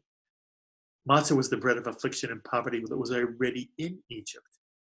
And it is associated with the bread of haste, but that's not its origin. So we were to eat that night Paschal lamb, roasted lamb, maror, bitter herbs, and matzah. Those were the 3 things, and they become the 3 symbols of Passover. Paschal lamb, bitter herbs, maror. By the way, the Paschal lamb is the Pesach. Interesting, in case you didn't realize. The name of the holiday comes from the name of the lamb. And the name of the lamb comes from the verb to pass over. The word for Passover in Hebrew is Pasach. The noun made from that verb is Pesach. Pesach means the Paschal lamb.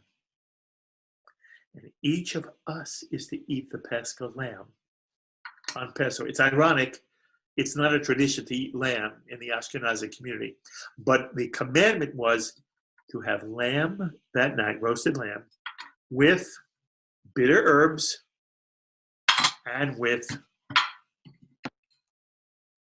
matzah.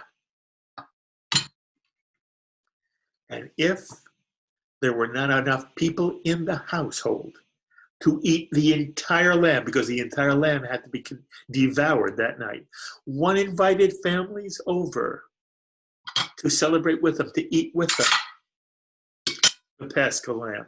But every household completely devoured, ate the entire lamb.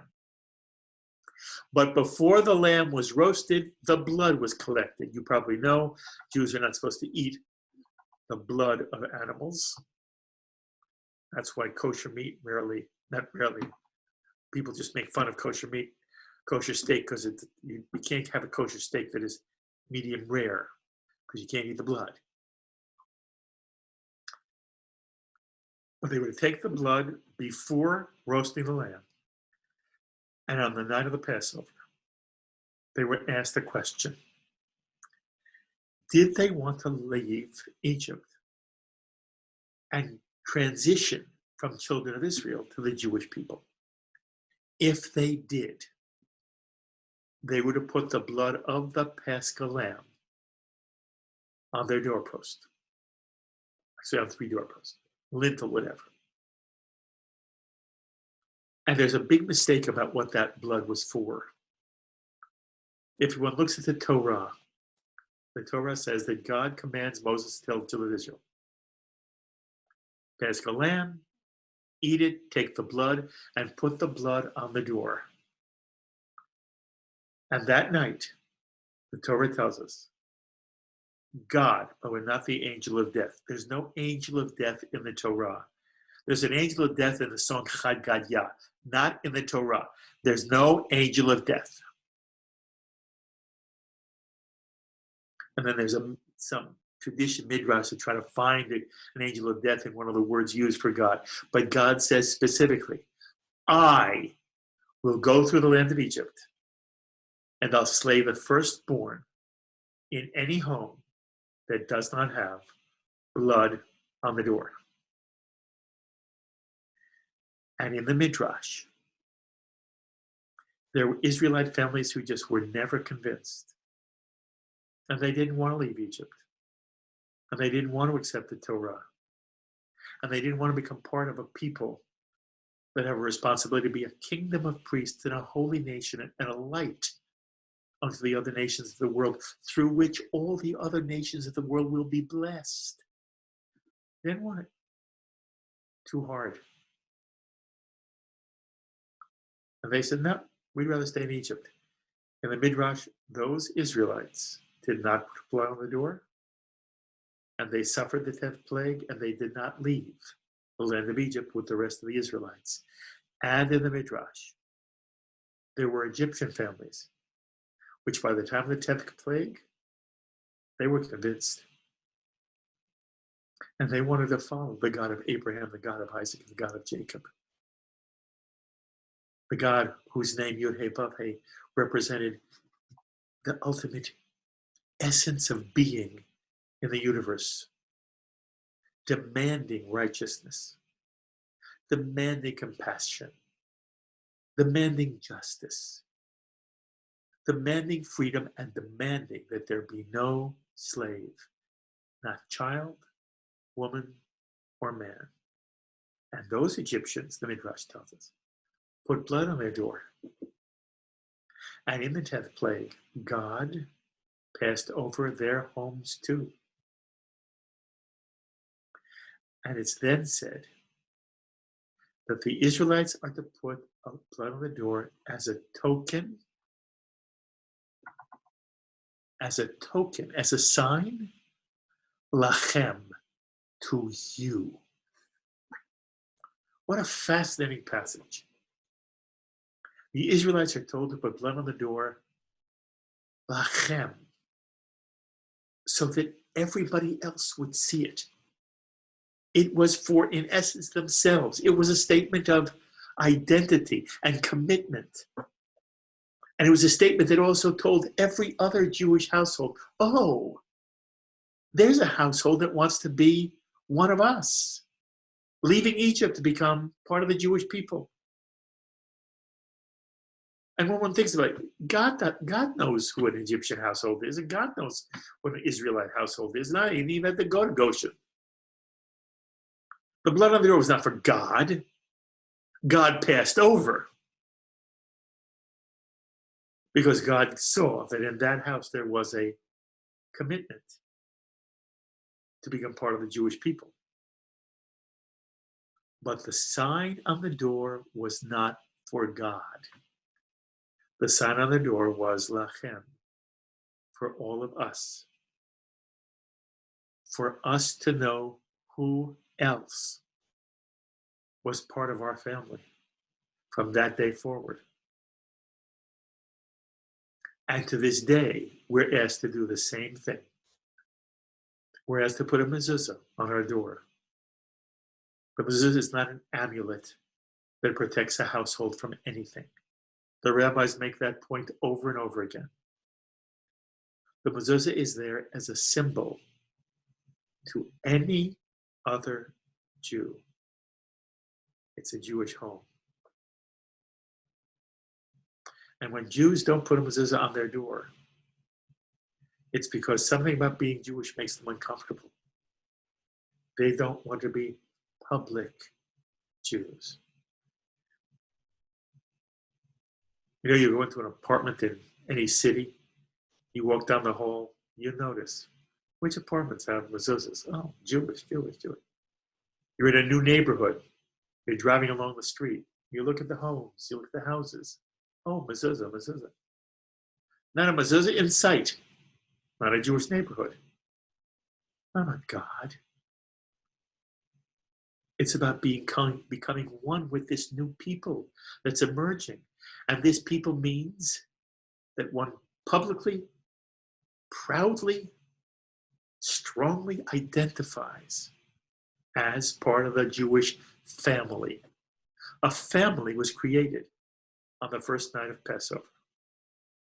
And for the only time in the Torah, it wasn't a matter of birth. It didn't matter who your mother was or who your father was. Here it mattered what you chose to do. Passover is the holiday when Jews choose again to become part of the Jewish people. And that's the emerging out of slavery. Slavery is lawlessness. Judaism is all about laws of righteousness and kindness and the laws that keep the Jewish people together. The mitzvot. It's a very powerful story. The 10th plague was the plague in which the children of Israel made their decision. And they made it after 9 plagues that did not touch them.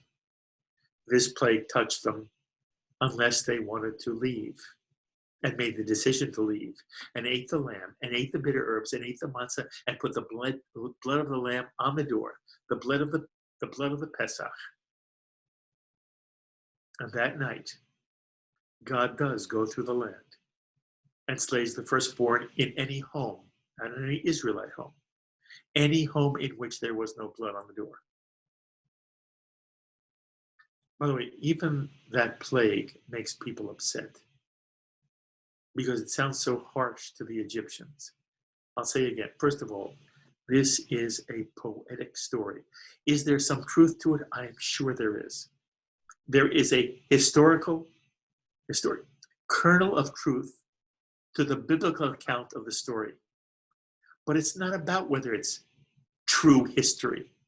The Torah is not the New York Times or the Wall Street Journal or USA Today or NBC or ABC or Fox or CNN.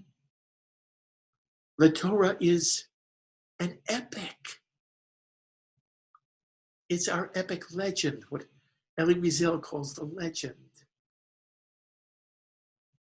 And it's shaped by the Midrashic legend that fills out all the gaps and adds to the story.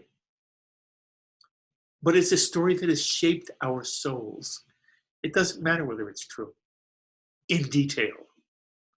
We know there were Israelites and they were slaves in Egypt, and they know they came out. How did they come out? When did they come out? Historians differ on the answer to those questions.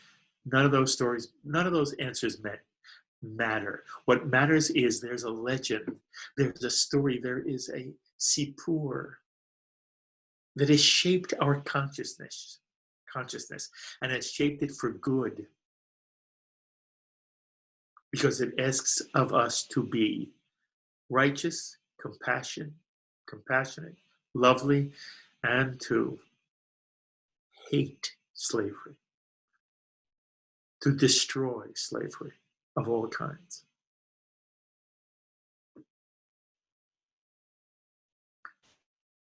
So there were Israelites who put blood on the door and Egyptians who did too. And there were Egyptians who didn't, and there were Israelites who didn't. And in the Midrash, there's even this fabulous story. Although it was not unfair to do this, unjust to do this to the Egyptians, they were still people. We have already diminished our joy during the 10 plagues. And in one Midrash, Moses goes from house to house, begging Egyptians to put blood on their door. And when the cry goes up from the land of Egypt, Moses weeps for the Egyptians. And yet, it was necessary. That is the evil of a Rodef. The Rodef is someone who tries to kill you.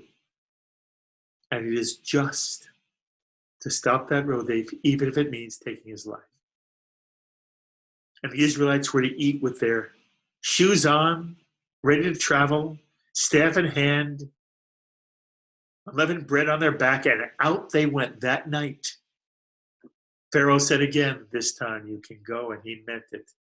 And God didn't harm Pharaoh's heart at that moment. And the Israelites fled out of Egypt. All those who had put blood on the door, Egyptian and Israelite together, becoming the Jewish people. And they ran and they ran and they ran for 7 days. And at the end of the 7th day, where did they get? To the Red Sea, which looked to them like the Atlantic Ocean.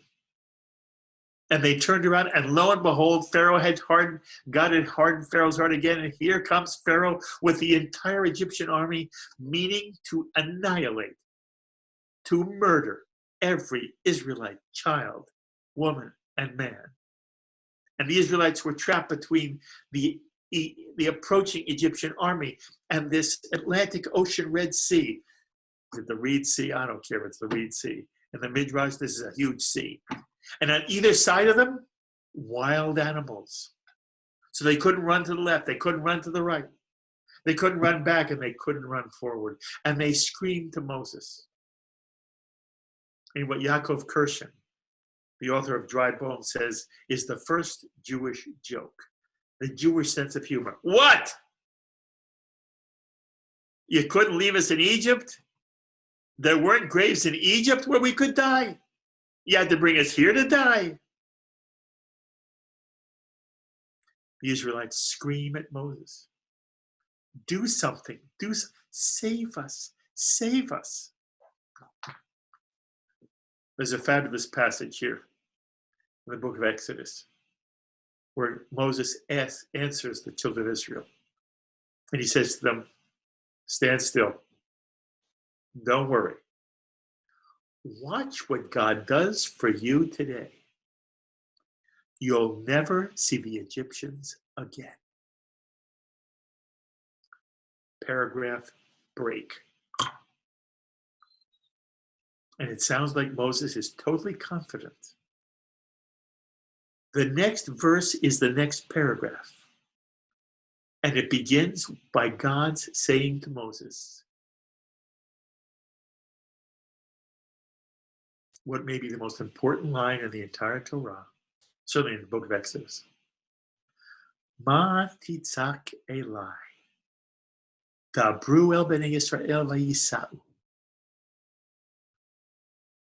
Why do you cry unto me? Tell the children of Israel to go forward. Obviously, there was some kind of dialogue between God and Moses here, where God was being beseeched by Moses, save us, save us.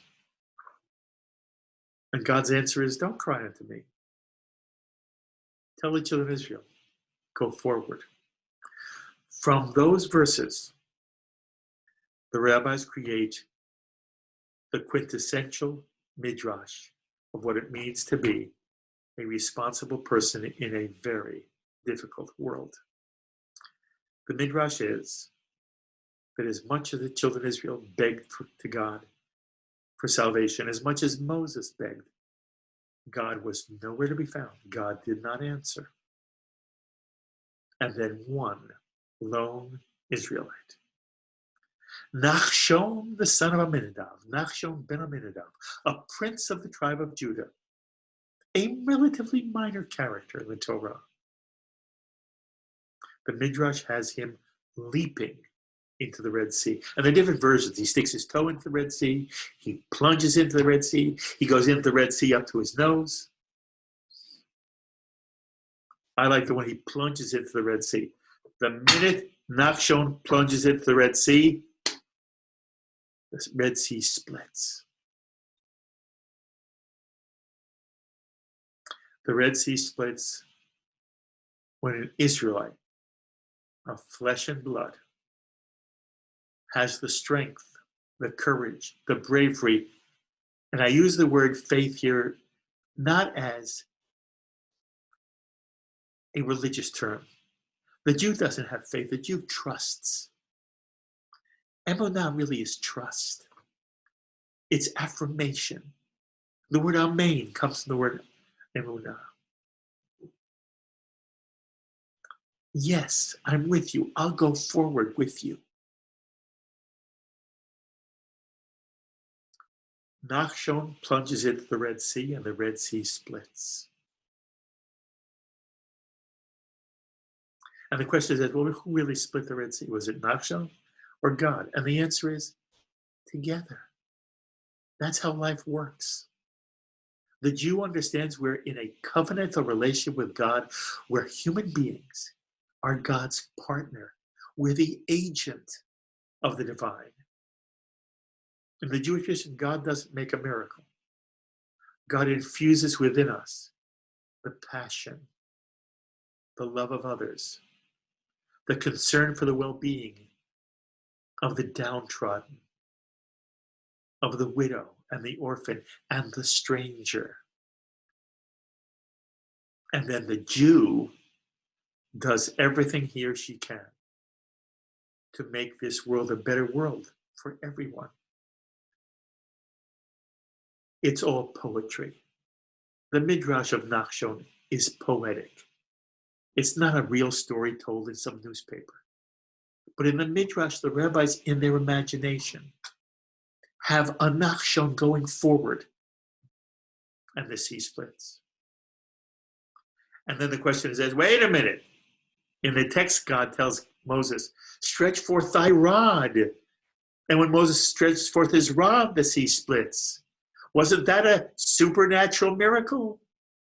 To which the Midrash answers, wait a minute. The reason why Moses was stretching forth his rod, the reason why God said to Moses, stretch forth your rod, was to save Nachshon from drowning. Because Nachshon, this prince of the tribe of Judah, who had whatever is in the essential human soul that made him go forward into the sea, he did it even though he didn't know how to swim.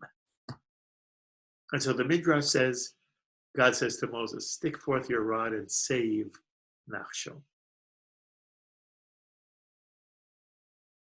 The Torah is full of supernatural miracles. The Midrash takes every one of them and turns it into a lesson. Judaism is not humanism. Jews do not believe that people are God.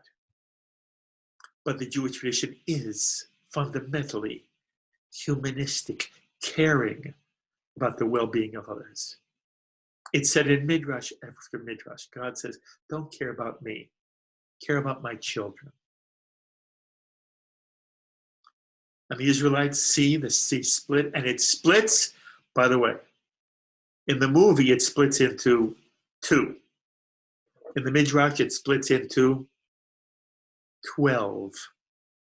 Each tribe has its own path. As each tribe walked through, the water was like glass. They could look through and see other people of other tribes. And there was food hanging all over. And whatever you want an apple, pick an apple. And all 12 tribes, each in their own lane, go through the Red Sea. And of course, we know the end of the story. The Israelites are safe on the other side of the water, on the side of the sea. The Egyptians see what's happening and they plunge their chariots into the sea. And the sea closes in over them and they drown. Again, biblical, poetic justice, moral justice. What the Egyptians tried to do to the Israelites, namely drown every Israelite boy, in the end, while they were doing it for Pharaoh, our God drowns every Egyptian male whose sole goal was to murder other people. In this instance, our people, the children of Israel. And yet there's another moral lesson here. Moses and Miriam lead a song and dance of jubilation. In modern Judaism, it becomes one of the quintessential moments for the feminist orientation, since Miriam is seen as leading the singing and the rejoicing. And the truth is, by the way, Miriam is always associated with water. She saves Moses at the Red Sea, at the Nile River. She sings a song of triumph at the Red Sea. And if you know the rest of the story, a well travels with the children of Israel anywhere they go in the wilderness in Miriam's honor. Water is salvation in the ancient Near East. It's life. And in reality, there are two heroes to the Exodus story, Moses and Miriam. And give a footnote to Nachshon. But even though Miriam and Moses celebrated on the other side of the Red Sea, and they had every right to, the Jewish tradition says God says to them, knock it off. Those are human beings drowning. Yes, they're our enemy. They were the Rodef, the pursuer, who wanted to kill you. And so they were killed. But don't ever rejoice at the death of an enemy. It's the same theme that came out of the 10th plague. It had to be. The Jew doesn't apologize. There's nothing immoral or extreme about it. This was a war, again, between two gods. And the god of Egypt wanted to murder every Israelite. And in the end, in this poetic story, those who wanted to kill were killed. And the Israelites were safe on the other side of the Red Sea. But God said to them, don't celebrate. And then the Midrash uses these words, fabulous. God says to the children of Israel, the Egyptians, they are my children too. That's the message of Passover. Even one's enemy has a humanity.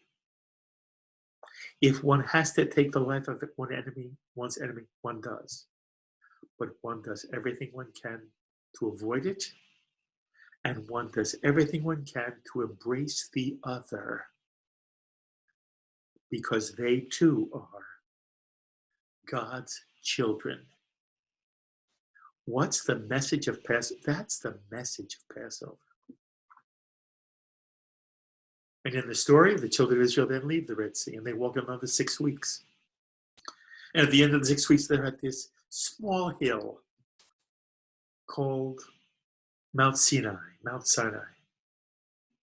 And there, the God of Abraham, the God of Isaac, and the God of Jacob gives them another choice. Will you accept my Torah? God asks. And all of us stand at the foot of Sinai with the thunder and the lightning, the sound of the ram's horn, the fright the awe that grips us all. And we're all there. We were all there, by the way. Your family was there. In fact, I was standing, I think we were right near each other. You know, I say to my chavura all the time, you know, Kranz, Melzer, Lilienthal, Wernicke, Gutman, Clerer, doesn't matter who. I could name all 60. We were all there together. When I say we, I was there. My grandparents were there too. My great-grandparents were there. My children were there. In some mystical way, my grandchildren were there. We were all there. We all stood together and we were asked, do you want the law of righteousness? Do you want the 10 commandments? By the way, the Jew does not have 10 commandments. The Jew has 613 commandments. The 10 commandments are capital crimes. They're the most serious if they're violated. But there are only 10 of 613. We were asked at Sinai, will you accept the mitzvot? And at the end of a midrash, which I'm not doing tonight, all of us answered in unison with 2 words, Na'aseh v'nishma, right from the Torah text, has the children of Israel saying, Na'aseh v'nishma, which means, Na'aseh, we will do, we will follow these laws to the best of our ability, these values, these principles, these ideals, to the best of our ability. V'nishma, the word nishma comes from the word shema, which means hear. But in this context, it doesn't mean hear as in listen. It means hear with comprehension. What we say to God is, you give us the Torah, we're going to do it and we're going to understand it. We will study it day after day. We'll learn the nuance. We'll sophisticate it. And ultimately, we'll create a Torah Sheba'al Peh that is the interpretation of the Torah that creates what you and I know as Judaism, or better said, simply Torah. We stood at Sinai and we accepted the Torah. Na'aseh v'nishma, we will do and understand. And that has become Jewish life from that day at Sinai to this very day. We've passed it on from generation to generation, ledor vador. And it's why every one of us come and sit at this Seder table. And after that, God brought us through the wilderness, fed us with manna, and brought us into the promised land of Canaan, which is now Eretz Yisrael, Medinat Yisrael, the fulfillment of the Exodus story. And every one of us has to understand, the Exodus story doesn't end with the 5 books of Moses. The Exodus story ends in 1948. When David Ben-Gurion read the Declaration of Independence of the modern state of Israel, and we came home. And it's a home where we invite any other to live with us as equal citizens with one proviso. They live with us in peace and not as a rodef. If they're a rodef, sorry, they're not welcome. But if they are not a rodef, the story of Passover is unequivocal. They came out with us. They crossed the sea with us. They stood at Sinai with us. And they're enmeshed in this vision. And anyone who wants to live with us in peace, we embrace and treat them exactly stranger as the homeborn, as the Torah puts it. That's the story of Passover. And that's the Magid that we tell every single Passover, year after year after year, generation to generation to generation. And there's a song, a great song, a classic song. Jews don't know many things. They know this song. You know the song. The song is Dayenu, which in essence says to God every step of the way, had you only done part, had you only brought us out of Egypt, had you only split the Red Sea, had you only brought us to Sinai and given us the Torah, had you only taken us through the wilderness, fed us with manna, sustained us for 40 years, and then brought us to the promised land, any one of those things, we would have said, Dayenu, it's enough for us. But in the story, it was all done.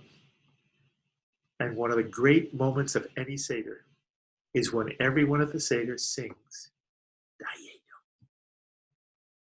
Ilu hotzi anu mi Mitzrayim, anu mi Mitzrayim, Dayenu. Hey! Ilu hotzi anu mi Mitzrayim, anu mi Mitzrayim, Dayenu.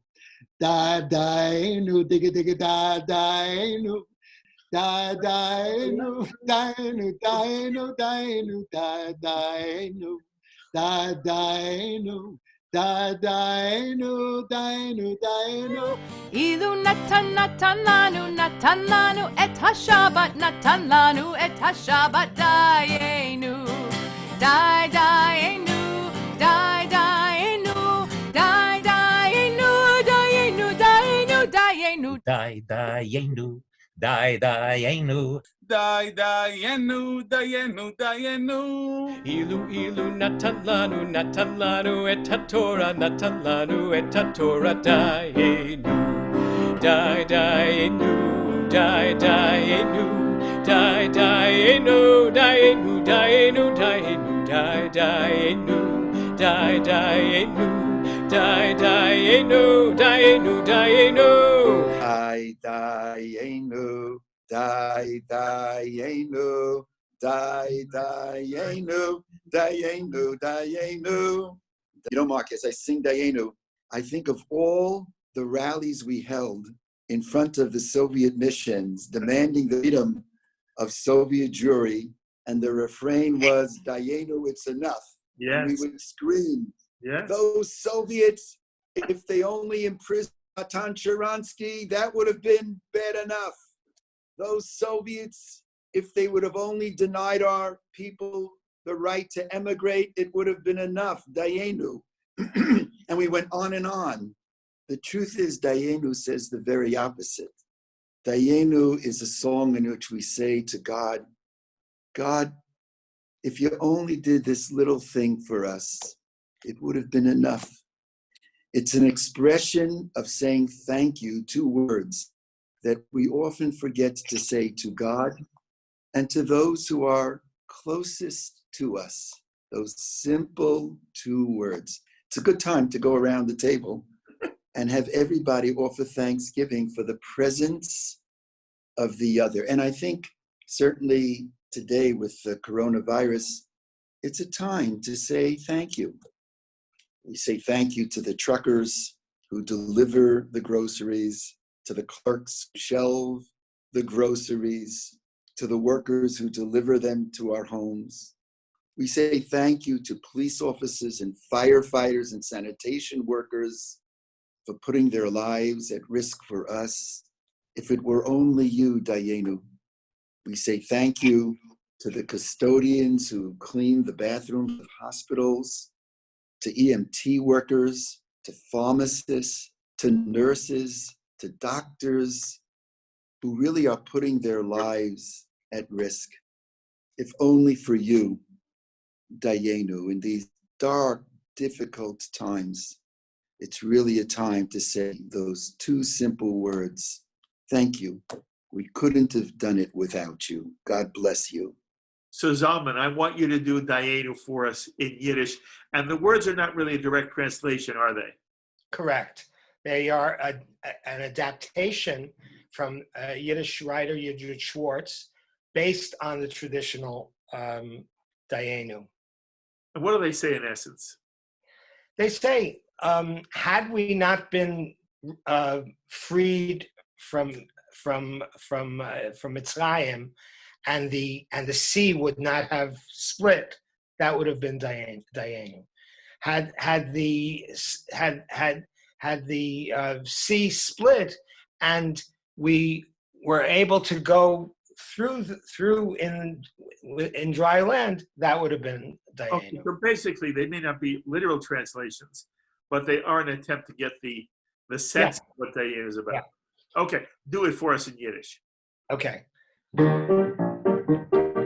Wollten wir noch von Mitzrayim glücklich ausgelöst geworden, nur der Jam sich nicht gespalten, Dayenu. Wollt der Jam sich schon gespalten, nur im Durchgehen in der Truppen, wollt uns dämmelt nicht gegolten, Dayenu. Dayenu, Dayenu, Dayenu, Dayenu, Dayenu, Dayenu, Dayenu,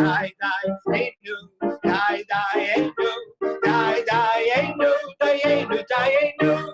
Wollten wir den Mannisch, wollten wir im schöner River, nicht gekannt noch rüberkommen, 40 Jahre im größten Midbar, Dayenu. Wollten wir die 40 Jahre schon und dem Midbar durchgekommen und kein Mann dort nicht gefunden, Dayenu. Wollten wir dort Mann gefunden, nur dem Schabes nicht bekommen, nur uns zum Sinai nicht gekommen, Dayenu. Wollten wir zum Sinai kommen, nur die Teure nicht bekommen, Volk von Teure nicht geworden, Dayenu. Dayenu, Dayenu, Dayenu, Dayenu, Dayenu, Dayenu, Dayenu, Dayenu, Dayenu, Dayenu, Dayenu, Dayenu. One more time, die, die, nu, die, die, nu, die, die, nu, die,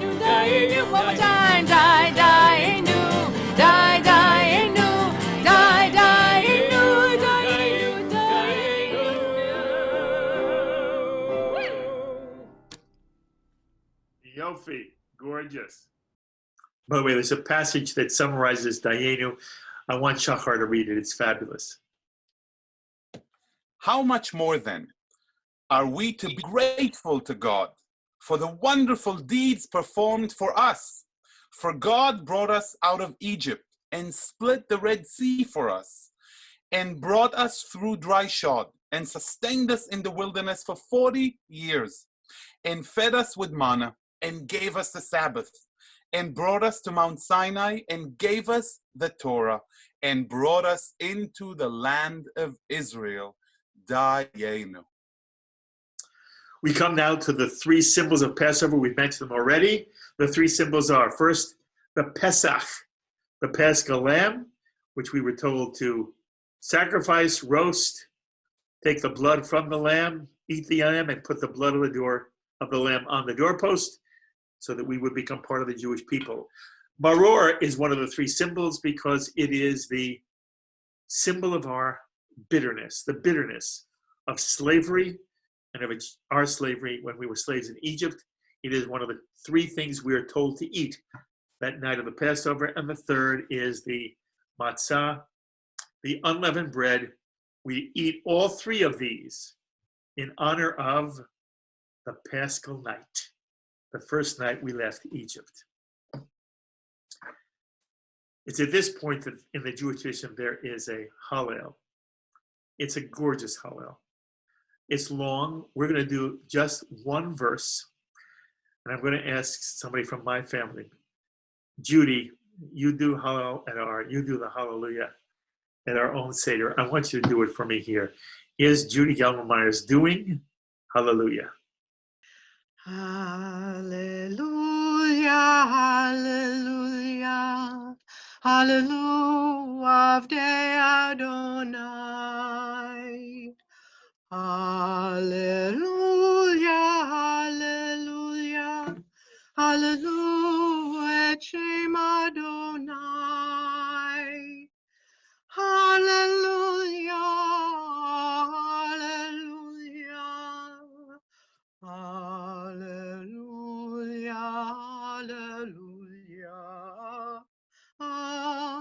Hallelujah.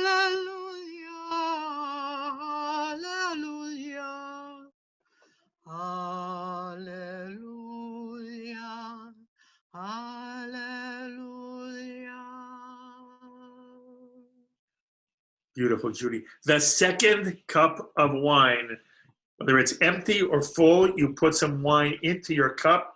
Second cup of the 4 cups of wine.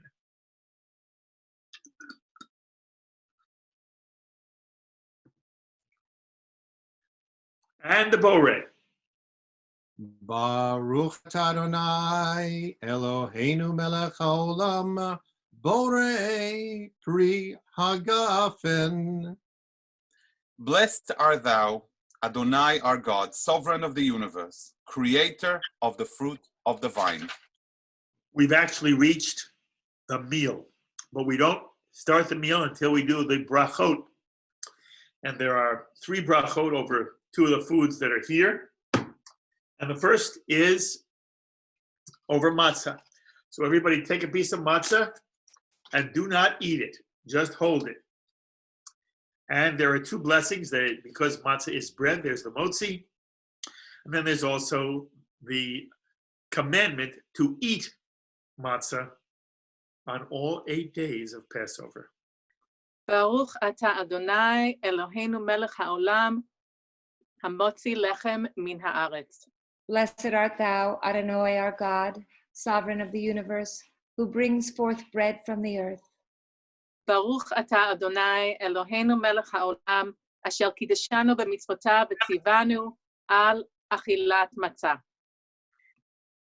Blessed art thou, Adonai our God, sovereign of the universe, who made us holy through commandments and commanded us to eat unleavened bread, matzah. Take a bite of your matzah.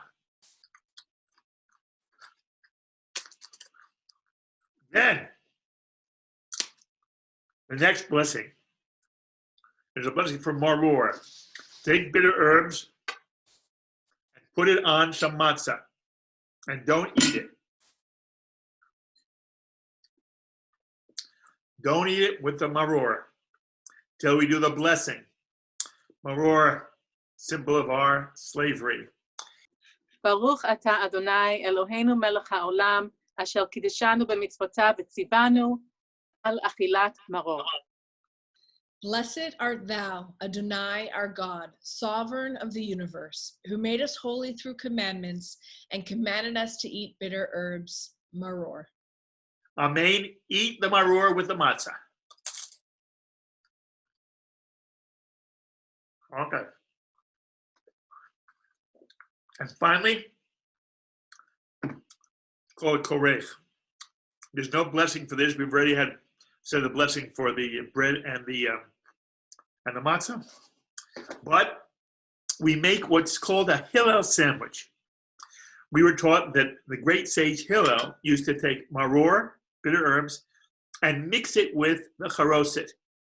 It's the second dipping of the 4 questions.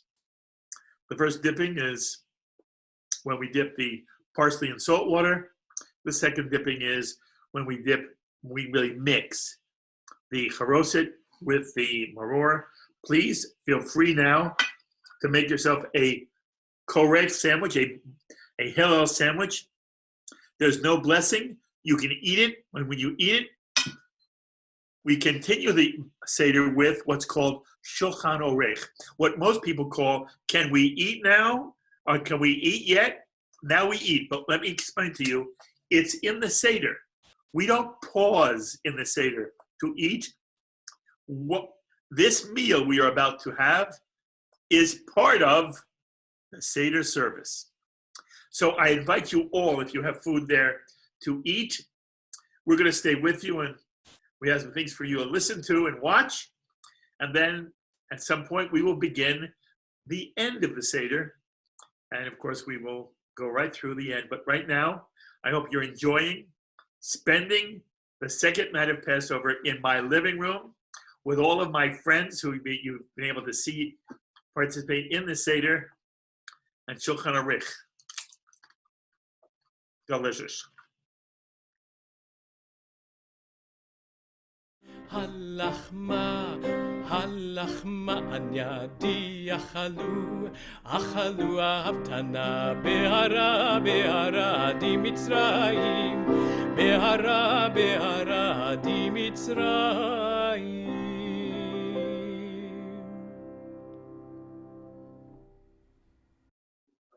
Joe Lieberman, Senator Lieberman, it is so wonderful to have you joining us on this JBS Seder.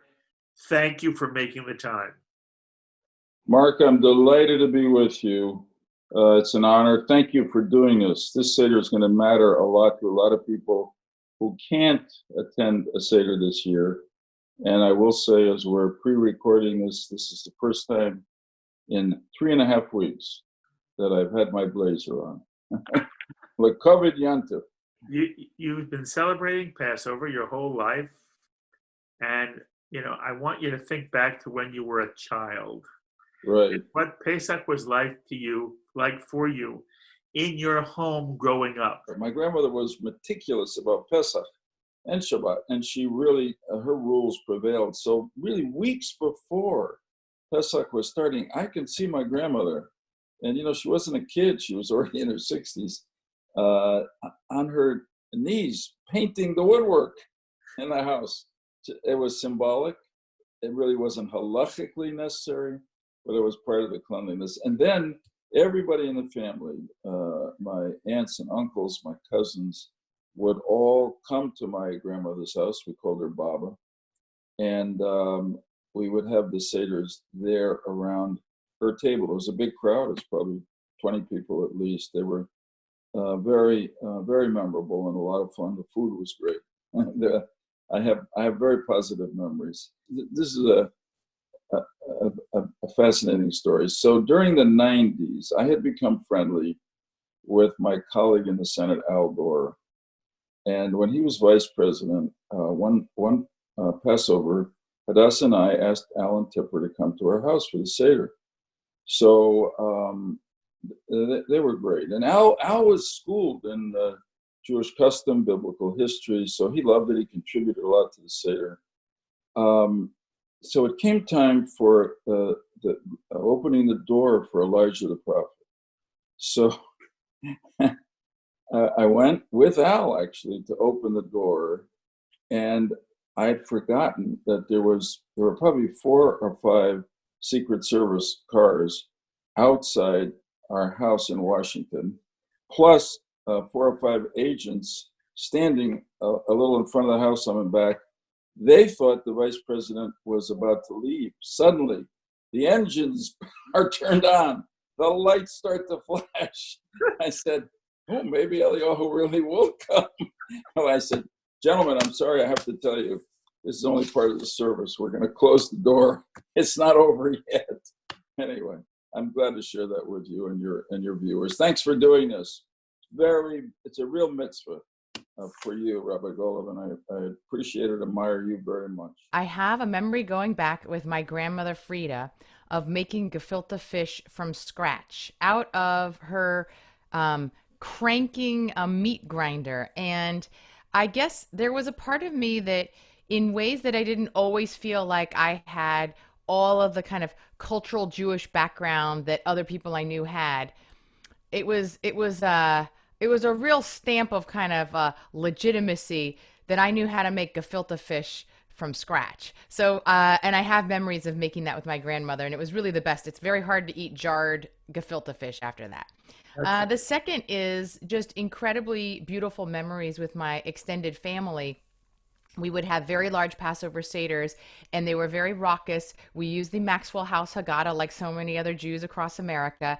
And at some point, I really saw myself in the story, and I recognized how important it was. And as I got older, I was no longer on the West Coast with my family. I ended up celebrating a lot of times on the East Coast with my husband's family. But ironically, this year, with the fact that all of us are quarantined in our homes, I'm actually going to get to celebrate through Zoom a Passover Seder with not only with my parents and who live in Tacoma, my sister who lives in Los Angeles, but my cousins and my aunt who I spent Passover Seders with 40 years ago. So in some ways, it's a returning home this year.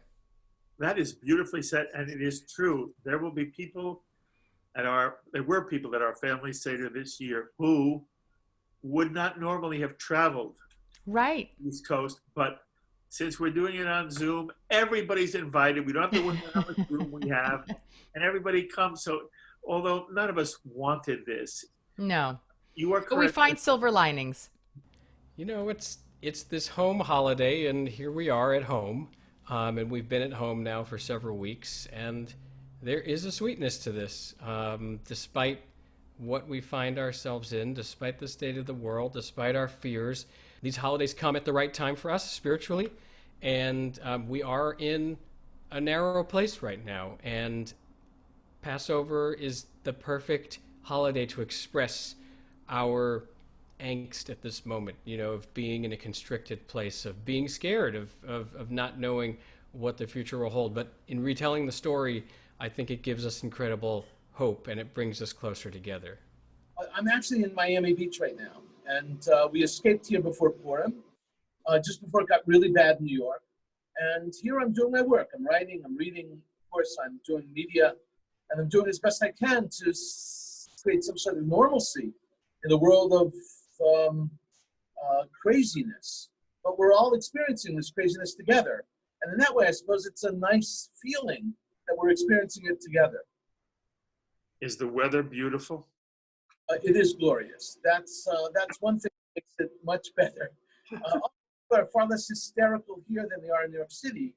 But unfortunately, a day doesn't go by where I don't get 9 or 10 emails of people I know who unfortunately have perished due to complications to this crazy, crazy virus. That it might be tiny, and we might not be able to see it, but it is deadly, and we have to realize that. Yes. Micha, you've celebrated a lot of Passovers. Obviously, this one, you're separated from a lot of people you love. I don't want you to think of this Seder. I want you to think back to your childhood and some of the Seders you had with Zippor when you were first married. What are some of the wonderful memories you have about Passover? Our first Seder, actually, I was the rabbi. Many of your viewers don't realize this, but I'm also a rabbi 2 times over. I was the rabbi in Salonika, Greece, not for a tourist group, but for the community of Salonika, for the makot, for the plagues. They had this beautiful crystal glass, which must have been about 20 gallons of water in it. And you took a goblet, a huge goblet, maybe a foot tall, and for each of the plagues, you poured in a little bit of the wine, making the goblet, making the crystal glass redder and redder, reenacting actually the makkah, the plague of dam, of blood. And you saw it right in front of you. It was a remarkable tradition in Salonika, Greece. We've been all over the world, and we've done some remarkable things. But I must say that the best part of Seders in general is the people that we celebrate them with. More than anything else, it's essential that we realize that the people we're with make the Seder what it is. The memory I really love is walking through our house, the house I grew up in, with my father doing b'dikat chametz the night before the Seder, with the candle and the feather. And it just felt kind of like an ancient, fun, sort of adventurous thing, looking in the corners of all the rooms. B'dikat chametz is what? Looking for chametz, looking for bread or crumbs the night before Passover so that you can burn them the next morning. And it's officially like the end of all your cleaning, and you're saying my house is now clean and kosher Passover. And you go every nook and cranny carrying what with you? So a candle and a feather, and I guess something to put the crumbs that you find, which I guess were placed there by some crumb fairy, maybe my mother, and you brush them with the feather into whatever you're collecting them in, a piece of newspaper, or I don't remember exactly, a dish, but then you collect it all, and the next morning we would go to a lake down the street from our house, and we would do bi'ur chametz, which is burning the chametz, and you say a prayer, and you declare that your house is then kosher for Passover. Free of all leavened goods of any kind, yeah. You lived in Israel, you lived in America. When you lived in Israel, did you experience Seders there? And if so, what were they like? Seders there were very similar. I I guess I can say that I've celebrated them in Israel, both with the more secular community. My parents were observant, so the Seder was a little more religious feeling in nature, but very similar, a communal gathering, and maybe the Seder was a little shorter in the secular gatherings, but very similar in the feeling of them.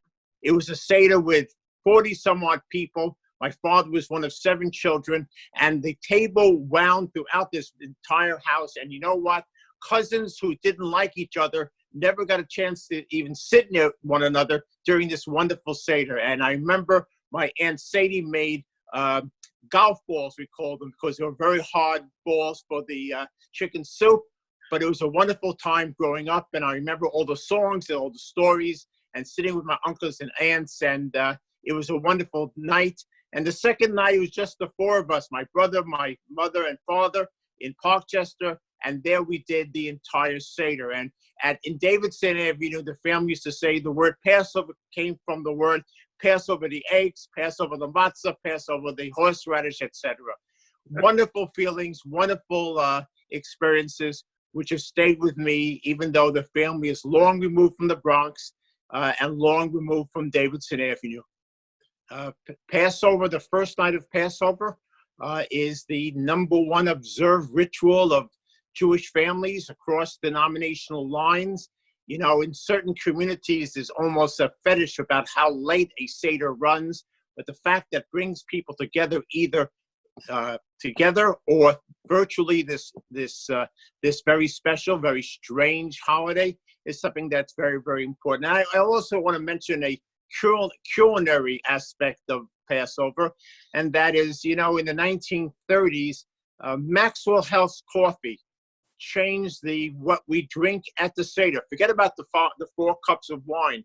Instead of tea, Maxwell House Seder. And you ask Jews, what is their #1 Haggadah? It's that Maxwell House Seder. So that is part of American entrepreneurship, understanding Jewish tradition, and being part of our holidays. So those are some of the things that are across the board, cross-denominationally. It's a very special night. It's a night for all Jews. And this opportunity through JBS is bringing us all together. So it's a very special night for us as well. One last question in this regard. You have also written about the way in which Jews have or have not observed Judaism, even within the Orthodox world. And when your book on Orthodoxy makes the point that in America, very often Orthodox Jews, deeply, passionately committed to halakha and Torah, still the exigencies of life force them to have to work also on part of Shabbat. I want you to speak from your perspective. If there are Jews who are, on the one hand, observing an absolute halakhic traditional Seder, and they're up till 2 in the morning or 3 in the morning, as opposed to a family, an American Jewish family, where, as you say, you know, they got together and it was, how fast can we get to the meal? To the extent to which some people just don't know a lot of the ritual, Jeffrey, and they get together and they do what they can.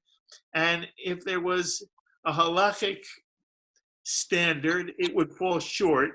At the same time, there are many Jews who celebrate a Seder in a wonderful way, even though it's not traditional. And they also, Jeffrey, now often have many members of their family at the Seder table who are not Jewish. This is the phenomenon of modern American Passover. Speak to it for a moment.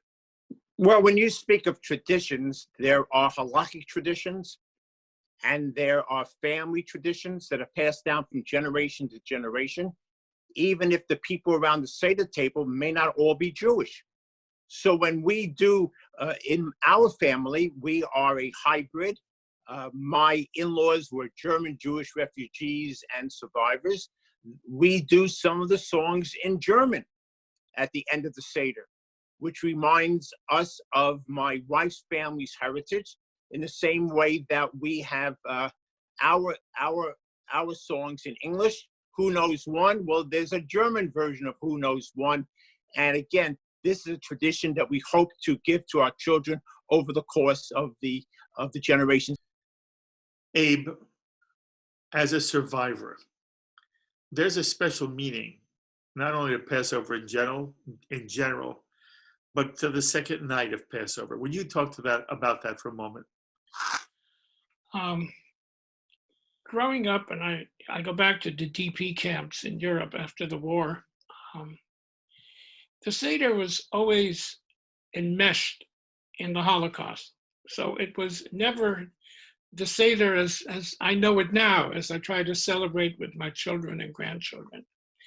Everything was touched with the Shoah.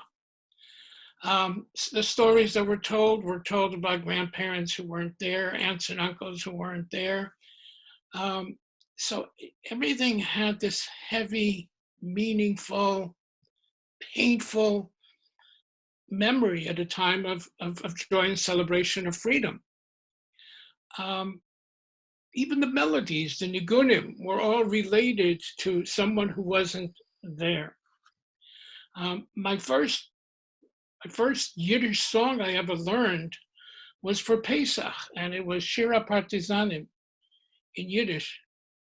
And that's my memory of Pesach. I sang the partisan song at the Seder when I learned Yiddish. Do you remember the melody? Yeah.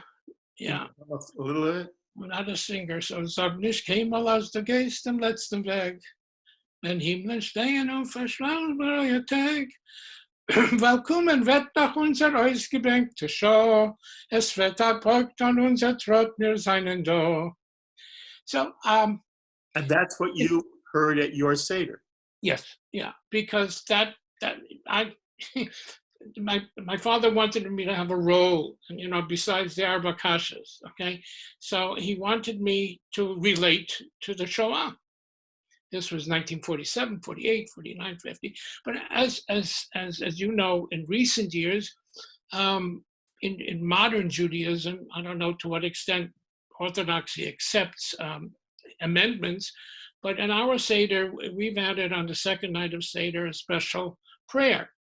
And before we opened the door for Eliyahu Hanavi, we would read a section which talks about the second night of Pesach, which was the first day of the Warsaw Ghetto Uprising. On the 19th of April, which was then the second day of Pesach, 1943, the Jews in the Warsaw Ghetto rose up in valiant battle, and for 43 days held off the Nazis and the Germans till the ghetto was destroyed. So our Seders, we would recite that. We do recite it. We would sing Ani Ma'amin, and that's part of the continuation, of the liberation, is still to remember at least that moment of the Shoah. That's a beautiful message. I don't know that this generation understands the power of what you're saying. And on the one hand, every generation has to find its own way. On the other hand, I feel that it's very important that there were, in fact, if there ever was another event where the word Holocaust is appropriate, it's the midrashic expression of what we experienced at the hands of the Egyptians symbolically for 400 years, and babies were thrown into the Nile River and drowned. The Midrash says 200 every single day. And in some way, what you remind us is that there is, the Jewish people have risen. They rose out of Egypt, and you are the generation that really rose out of the Shoah. And in some way, Passover for you can have a meaning that for many of us, it wouldn't occur to us. And so it's powerful for me to hear what you say. The Seders that stick out in my memory are the Seders that my father at the director of the Workmen's Circle produced at the Waldorf Astoria. These were cultural third Seders, excuse me, that brought together children from the Workmen's Circle schools, actors, chorus, dancers, orchestra, And on a Sunday afternoon during Chol Hamoed, sometimes 1,000 people would come together, have a kosher meal as a Seder, but have a cultural program. And these Seders never left my memory. They sound magnificent. Because my parents, as you know, were the great stars of the Yiddish theater. Yes. And traveled a lot. And so when we were... I didn't even know if you really were home for a Seder. Until the age of 7. And those Seders were with my grandpa and grandma, with my Zayda and Baba. And actually my great-grandfather and the Zayda Baba and grandpa and grandma. From the age of 7, we started traveling, my twin sister and I, with my parents. So the first year we traveled was to Argentina. And that was the first Seder we had with friends and family in Argentina. So I remember Seders in South America with the Jewish communities. I remember Seders in Paris when we were in France. Wait, were they different in ceremony? No, just in language.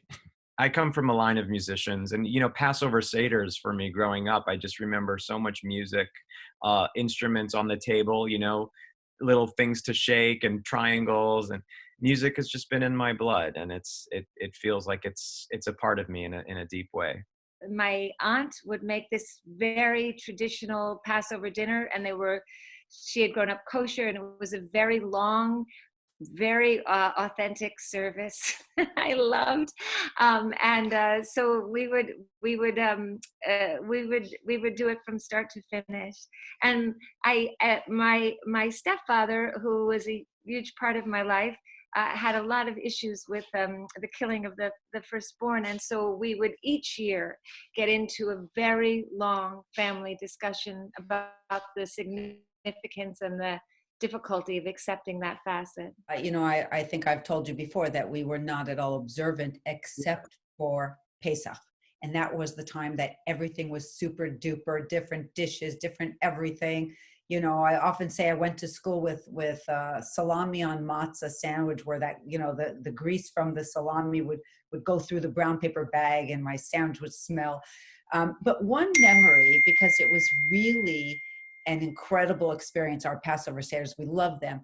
I'll never forget one time that my brother got drunk and he left the table, and of course we had our TVs on, and he went into the other room and he started to scream that we had a color TV, but we didn't have a color TV. And we were all laughing because Steve was drunk and seeing television in color. Only later did we find out he was putting on the whole act. He was drunk, and and then after that we got a color television. But this was back early. I think this was early 60s. People didn't have color televisions. Yeah. It's so interesting to me because I think it is both revealing and typical that many families who are not observant families, in some way, Passover had a different power to it. And that's what you experienced, yes? Right, 100%. There was an understanding that we were different. And we understood there was, listen, when you're kids, you go like afikomen and the interesting food and the, and just all the symbolism, because that was probably some of the early times that we learned a lot about symbolic things in the festival, and it stuck with us because, it was gastronomical. So that always sticks. As you think back on your early Passovers, and people probably know you are a Canadian by birth. Correct. So I assume you had your Seders in Canada. No.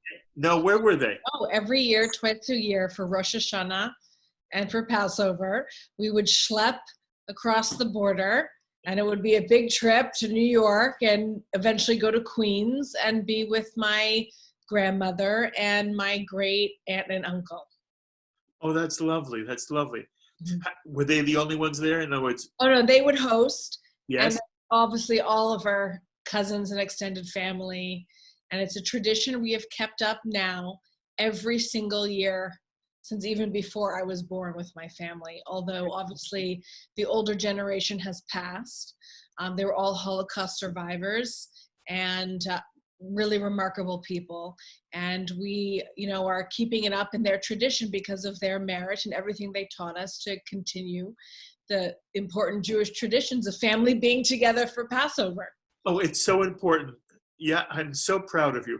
By the way, who leads now this large family Seder of yours? The son of my great uncle, my great uncle, who was the youngest of 4 brothers, partisan fighters in Poland. There were 4 brothers who were the partisan fighters, and we spoke about it on the L'chaim.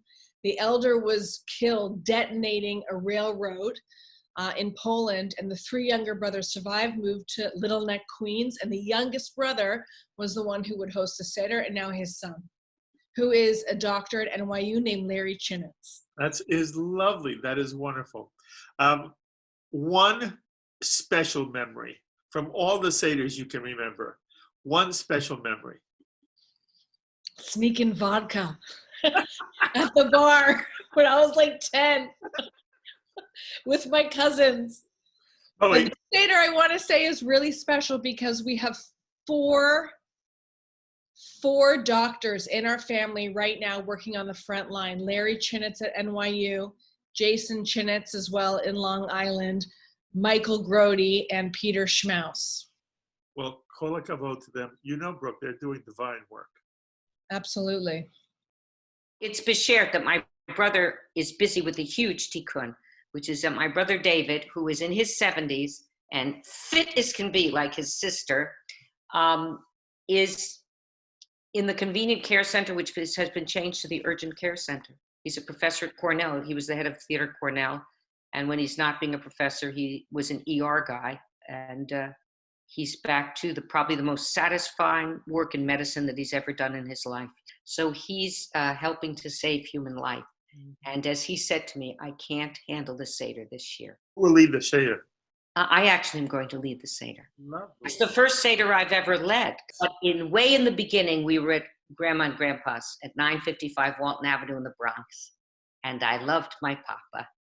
He talked like this, he talked like this, he had a Russian accent. And my grandmother came from Britain, so she talked like this, she talked like this. Not so fancy, British Jewish. Tovah, darling, doesn't she look gorgeous? She looks gorgeous. Pass the matzah, please. I always loved singing Hallelujah with my family just around the Seder table and the white tablecloth and the gefilte fish with the little carrot on top. I love that. I love the smells. I love the intimacy. I love the warmth. I love the Hebrew. I loved everything about it. Like many of us, the memories of childhood, sitting around the table, parents that are no longer with us, grandparents that are no longer with us, and yet those wonderful memories of listening to my father lead the Seder and holding up the potato in his hand, talking about what that meant to his parents who came from Russia. And then taking it side by side with the greenery and talking about what greenery represented, not only in America, but with the new state of Israel. So those are the memories that are so dear to me from childhood. Those are lovely memories. You were very lucky. By the way, you are the leading film scholar in the Jewish world. It is surprising to me that there does not seem to be more Jewish films that have a Passover theme or an Exodus theme. What's your sense of that? You know, I grew up with the 10 Commandments every year on television around Easter time, because I don't think they did it for Passover. The 10 Commandments would be on TV. And then, of course, you had the Prince of Egypt, which for my children was their introduction to the story. It's a story that, you know, in the 50s and 60s, when America was searching for a connection with God as a way of contrasting us with the Soviet Union, which was a country that was an atheist country. We wanted to have those Bible films, but today we look back, we look at slavery, and we try and contemporize it. So no longer are we looking at films about the Exodus from Egypt. Now we're talking about slavery in the United States or poverty and slavery in other countries. So and yet that Passover theme still remains part of it. The whole idea of Pesach is a very warm thing. Yes. You know, we all helped Mama in the kitchen. We were all together. Everybody brought their favorite thing to the dinner to have for dessert. It's a sweet holiday, even though it's about the passage of a time when we were burdened and we had to leave and go out on our own. It's left us with a time of sweetness, because families, you know how it is in modern times, they don't always get together. But yet on Pesach, they all get together. They all do. It's really wonderful. Yes, it's really true, isn't it? Yes. And it's very special to see how even this year, when most of us are isolated from people we would love to spend this evening with, there are ways in which technology allows us to be together, and it can never replace person to person, but it does keep us from being alone, yes? I think it's extraordinarily important, and we are extraordinarily lucky that we're in a time that we can do that. Even in the craziness of the world, I have to say, I think I'm one of the luckiest human beings on the planet, I must say. I mean, look at you. It's like you're here in my living room. I love this. We feel like we're together, right? Yeah. Do you lead your own Seder? Yeah, I'm going to lead my own Seder. And I told the kids, we're going to do the whole Haggadah, the whole night. This is like, now we have time, and they're going to get dressed up. And you know, there's a rabbi named Irving Yitz Greenberg who said that the message of Passover is so powerful. It's powerful within the Jewish community as a particular statement about who we are, and it's also a statement about the vision the Jewish community has and the Jewish tradition has for building a world, improving the world every step of the way. And he therefore called the single most important event in all of human history. I want to know if that resonates with you at all. you know, that resonates to such a degree, because what you think of Pesach, when I think of Pesach, is that moment when the toils of the entire year, when we get embroiled in all sorts of discussions, and sometimes these current and contemporary issues make us forget who we are. So we take this shower that cleanses us, that reconnects us to our origin, that reminds us of the goodness that is embedded in all of our hearts and shows us the way forward, re-energizes our battery to continue working in the realm of this world to make this world a better place based on our values, our moral, and of who we are as a Jewish people. The key to understanding the Seder is to recognize that the meal breaks the Seder into two halves. What precedes it is a story of the past redemption, the past story of from slavery to freedom.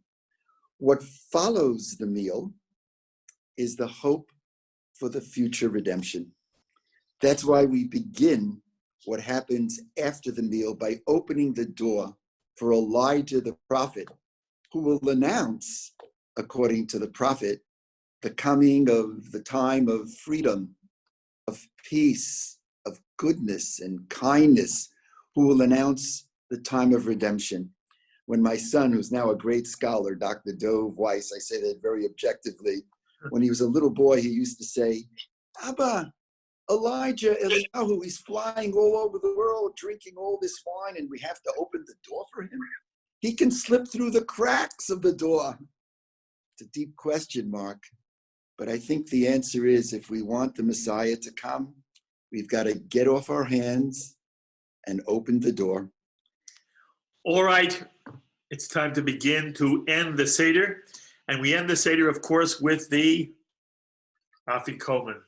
I wish there were I wish Dan's son were here. I would give it to him. And we would give a present. In many families now, a matzah is hidden for every single one of the children there. Each child gets to find his own matzah, his own afikomen, and we have a present for every one of them. And I believe no Jewish holiday should go by without a present being given from grown-ups to children. The only question is, at what point do children become too old? I'm not sure there's an answer. So there's the afikomen. Oh, and by the way,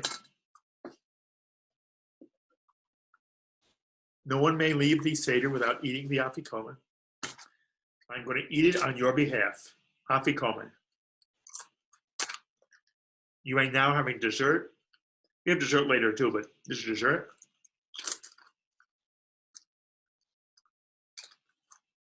There you go.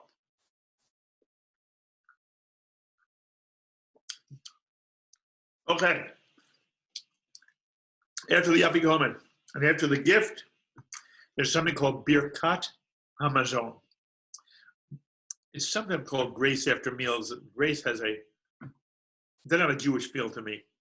So I always say, Birkat Hamazon comes from Baruch. It's a blessing. It's the blessing after the meal. The Jew blesses the meal before. The Jew blesses the meal after. And there's a Birkat Hamazon.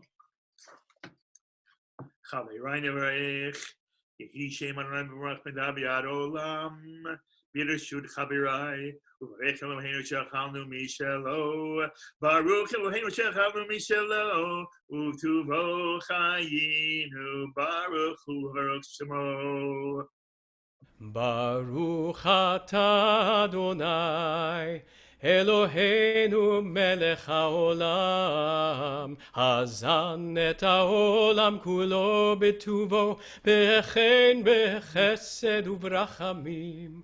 Hu noten lechem lechol basar, ki leolam chasto, uvtuvo hagadol, תמיד לא חסר לנו ואל יחסר לנו מזון לעולם ועד בעבור שמו הגדול כי הוא אלזן ופרנס להכל ומיטיב להכל ומכין מזון לכל בריאותיו אשר ברא ברוך אתה אדוני הזן את הכל. ככתוב ואכלת ושבעת וברכת את אדוני אלוהיך על הארץ הטובה אשר נתן לך ברוך אתה אדוני על הארץ ועל המזון ובני ירושלים עיר הקודש במהרה בימינו ברוך אתה אדוני בונה ברחמיו ירושלים אמן. עושה שלום במרומיו, הוא יעשה שלום עלינו ועל כל ישראל ואמרו אמן. אדוני עוז לעמו ייתן, אדוני יברך את עמו בשלום. הרחמן הוא ישלח ברכה בבית הזה ועל שולחן זה שכבנו עליו. הרחמן הוא ישלח לנו את אליהו הנביא זכור לטוב ויבשר לנו בשורות טובות ישועות ונחמות.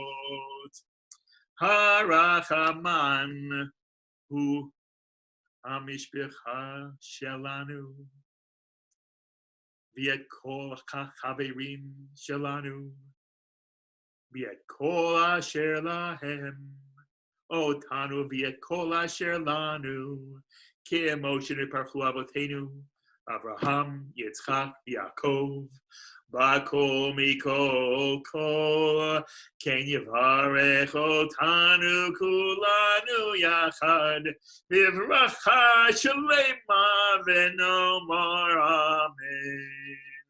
במרום ילמדו עליהם ועלינו זכות שתהיה לשמרת שלום ונישא ורחמי את אדוני וצדקה מאלוהי ישענו ונמצא חן ושכל טוב בעיני אלוהים ואדם. הרחמן הוא ינחילנו יום שכולו טוב. הרחמן הוא יזכנו ללמוד המשיח ולחיי העולם הבא. מגדול ישועות מלכו ויוסי חסד להמשיכו לדוד וזרעו עד עולם. עושה שלום במרומיו הוא יעשה שלום עלינו על כל ישראל ואמרו amen. Third cup of wine. Blessed art thou, Adonai, our God, sovereign of the universe, creator of the fruit of the vine. ברוך אתה אדוני, אלוהינו מלך העולם, בורא פרי הגפן. All right. So I mentioned Kos Eliyahu earlier, start of the Seder, when I talked about all the things that are on the Seder plate. And I said this may be the most important symbol of all on this plate. The question is, what the heck is this? If you ask most people, most Jews, they'll say it's the cup for Elijah. It's not the cup for Elijah. It's Kos Eliyahu, which means the cup of Elijah. This is Elijah's cup. What do you mean it's Elijah's cup? This is what it means. You remember we talked about the 4 verbs which lead to our drinking 4 cups of wine at the Seder. But one rabbi, or rabbis, said, wait a minute, there's a 5th verb, brought us into the land of Canaan. In fact, we sing about it in Dayenu often. So why isn't that part of the Exodus story? Why doesn't the Exodus begin in Egypt, but go all the way through our entering the Promised Land in book 6 of the Bible, the book of Joshua? So there was what's called a machloket. There was a disagreement, an argument, a halachic argument. Some rabbis said 4 cups, and some said, no, 5. Well, they couldn't make up their mind. So they made a compromise, as is very Jewish. They said the following: we will drink 4 cups of wine, but we'll pour a 5th. We won't touch it, though. We won't touch this cup. One day, the Messiah will come. The Messiah will answer all our questions, mostly questions like, how do people live together in peace? And how do human beings learn how to conquer disease, all disease? And how do people learn to live where human dignity is respected and people live a good life no matter where they live on earth? Those are the questions the Messiah will help us answer. At the same time, he'll answer the shtitlach questions. Do we drink 4 cups or 5 cups? And Elijah the prophet heralds the coming of the Messiah. So when Elijah comes and the Messiah comes, we'll learn, do we drink from this 5th cup or not? If Elijah is here this year, we'll get our answer. If Elijah isn't here, then this cup will sit on our table untouched. Elijah doesn't drink from it. Elijah's not some Jewish invisible Santa Claus who goes to every Jewish home on Passover, drinks a little bit of wine and heads out. No. This is a serious symbol. Now, at your home, we're all in the same boat. No one's going out. So we understand symbolically the door is opened. And symbolically, Elijah's never there. And then we come back and we realize this cup is the cup that symbolizes the world we live in, where we have to make the decisions until the Messiah comes. This cup, the cup of Elijah, not for him. Like everything else in the Jewish tradition, it's for us. We look on this cup of Elijah and we realize our work has just begun. Because until the Messiah comes, we have the responsibility to conquer disease, to end war, to end poverty, and to create a world in which there are no slaves, but everyone lives in dignity and the sanctity of being created in the image of God. This cup means we have another year of work. The whole Seder crescendos to the cup of Elijah. And obviously, we all pray. One day we'll go to that door and Elijah will be there. And we hope that by the time we do that, we'll have figured out how to handle this cup and to conquer much of the pain of this world. But in the meantime, we just go to work. And to do that, we sing to Elijah. He may not be here, but we sing about him. Eliyahu Hanavi, Eliyahu Hatishbi, Eliyahu, Eliyahu, Eliyahu Hagiladi, Bimhera ve'yameinu, Yavo Eleinu, Mashiach ben David, Mashiach ben David, Eliyahu Hanavi, Eliyahu Hatishbi, Eliyahu, Eliyahu, Eliyahu Hagiladi.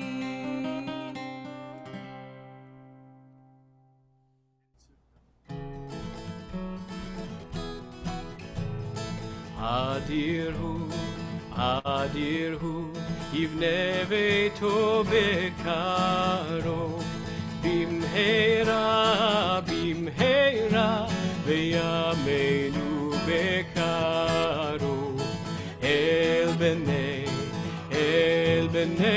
bnei ve'tcha bekarov, bahur hu, gadol hu, dagul hu, hadur hu, yivne ve'to bekarov, bimhera, bimhera, ve'yameinu bekarov, el bnei,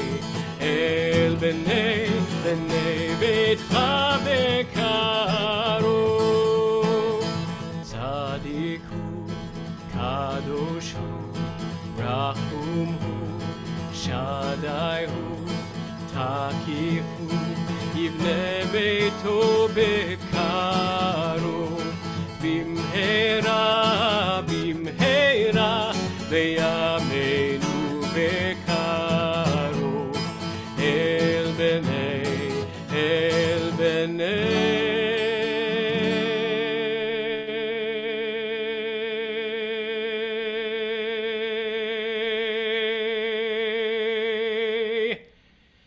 bnei ve'tcha bekarov.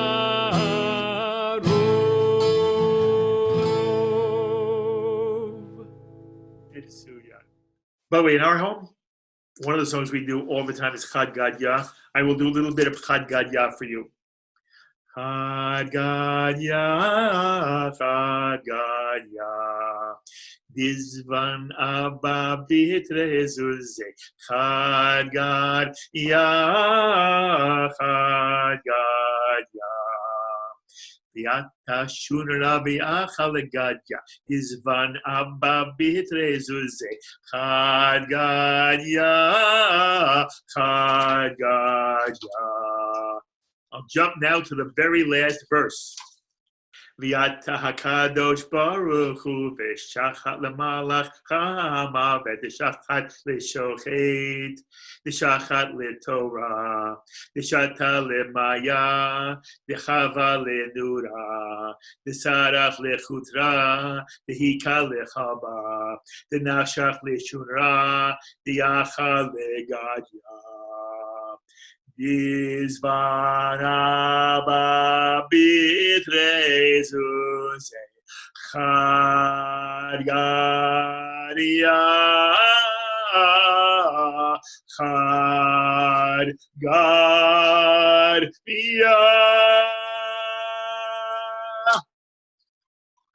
So Tovah, I asked you if you would send me a song before the Seder that I could play during this Seder that says something about what you feel about the holiday and what you really feel about life.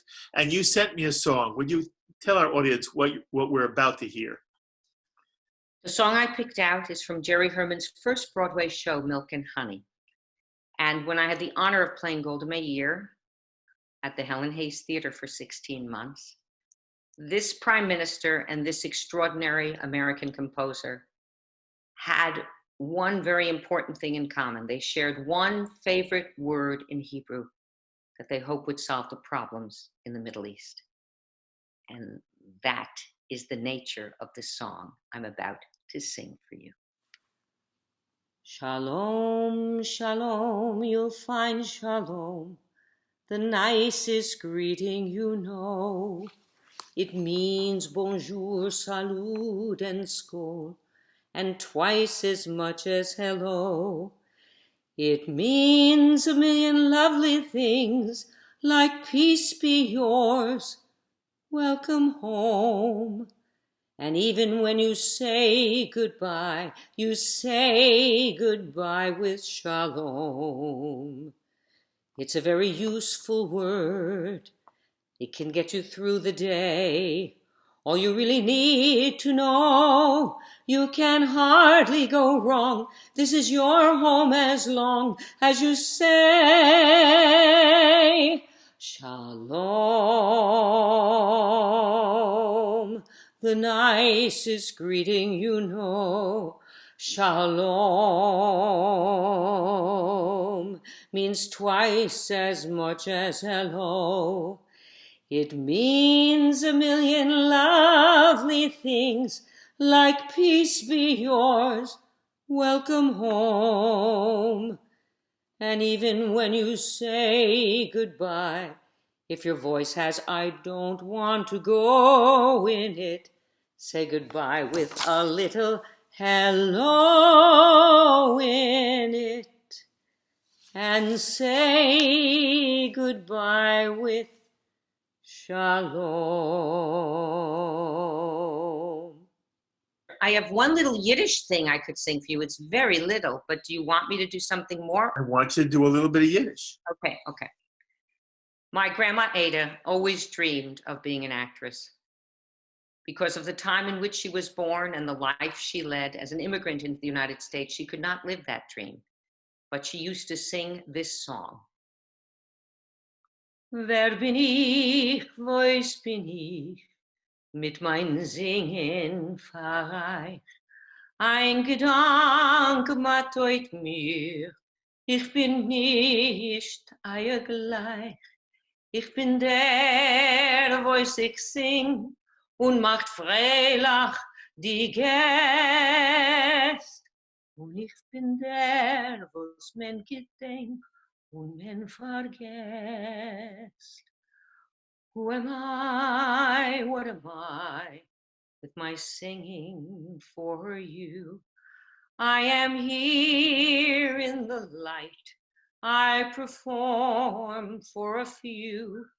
I'm the girl who makes you laugh, I'm the joy of the guests, and I'm the one whom you remember and forget. So, who am I?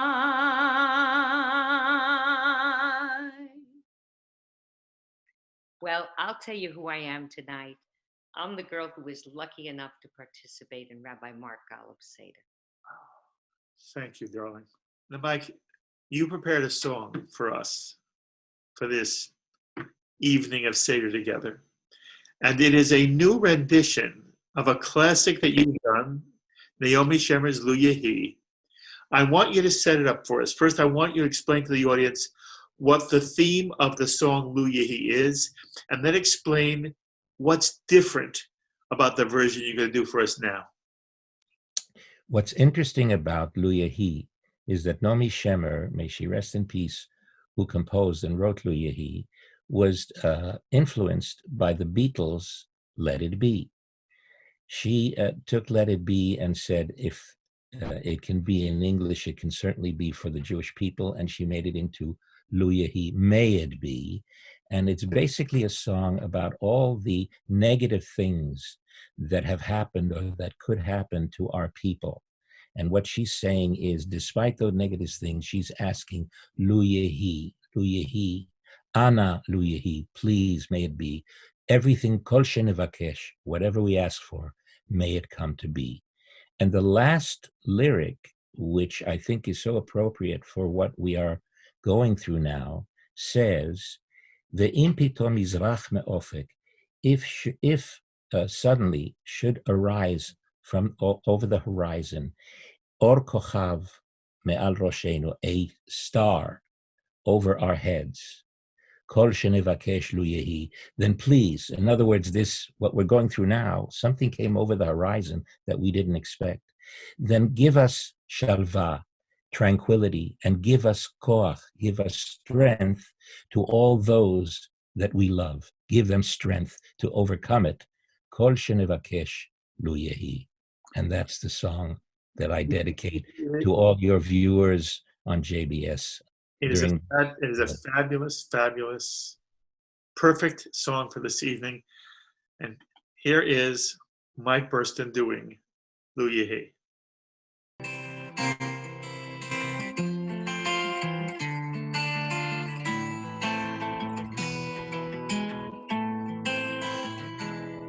אם יש מפרש לבן באופק מול ענן שחור כבד, כל שנבקש לו יהי. ואם בחלונות הערב אור נרות החג רועד, כל שנבקש לו יהי. לו יהי, לו יהי, אנא לו יהי. כל שנבקש, לו יהי. לו יהי, לו יהי, אנא לו יהי. כל שנבקש, לו יהי. מה קול ענות אני שומע, קול שופר עם קול תופים, כל שנבקש, לו יהי. לו תשמע מתוך כל אלה, גם תפילה אחת מפי, כל שנבקש, לו יהי. לו יהי, לו יהי, אנא לו יהי. כל שנבקש, לו יהי. לו יהי, לו יהי, אנא לו יהי. כל שנבקש, לו יהי. ואם פתאום יזרח מאופק על ראשנו אור כוכב, כל שנבקש, לו יהי. אז תן שלווה ותן גם כוח לכל אלה שנוהג, כל שנבקש, לו יהי. לו יהי, לו יהי, אנא לו יהי. כל שנבקש, לו יהי. לו יהי, לו יהי, אנא לו יהי. כל שנבקש, לו יהי. כל שנבקש, לו יהי.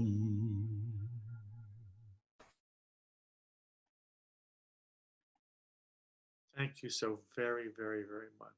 So Jake, do you have a song for us? I do. I'd like to sing a song that was one of my father's favorites. It's called Zol Zayin. It's a Yiddish song. Zol Zayin in this context means what if. And I love that my dad loved this song because what if, the lyrics are, what if my dreams don't come true? What if things don't go as I plan? What if even my God doesn't exist? As long as I live my life on a happy road, I will have a successful, joyful life. It's a very, very hopeful song. That's wonderful. Please, the song.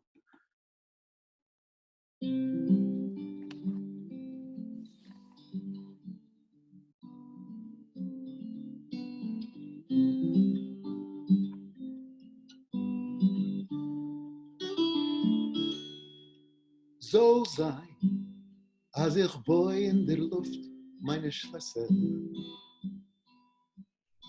Soll sein, als mein Gott ist in ganz in der Stadt. Träum ist mir heller, Träum ist mir besser. In Chulum der Himmel, es bläue von blau. Träum ist mir heller, Träum ist mir besser. In Chulum der Himmel, es bläue von blau.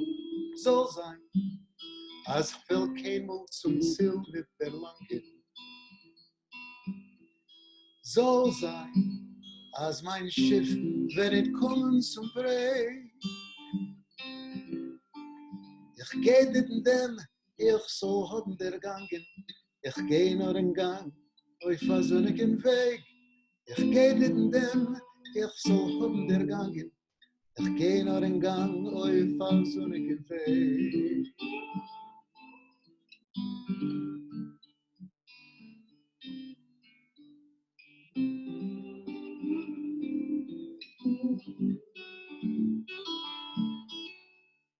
Soll sein, als ich boi in der Luft meine Schlösser. Soll sein, als mein Gott ist in ganz in der Stadt.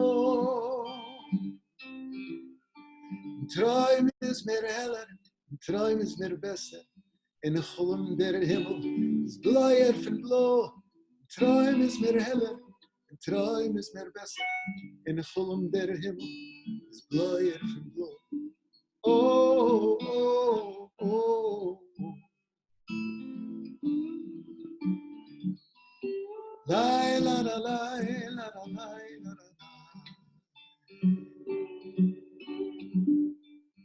Oh,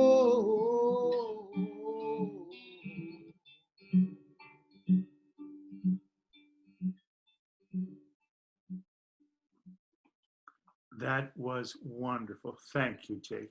The Hebrew word for Egypt is Mitzrayim, and Mitzrayim is really a play on the word Mitzarim, which means distress. And so we talk about freedom from Egypt, but everybody in this world, individually or communally, we all have our Egypts. And so the song that I've chosen is this beautiful words from the Rebbe of Kol Ha'olam Kulo, Gesher Tsar Ma'od. That word tsar, distress, that's Mitzrayim. The whole world is a narrow bridge, he said. V'ha'ikar lo tfached klal. But the main thing is, don't be afraid.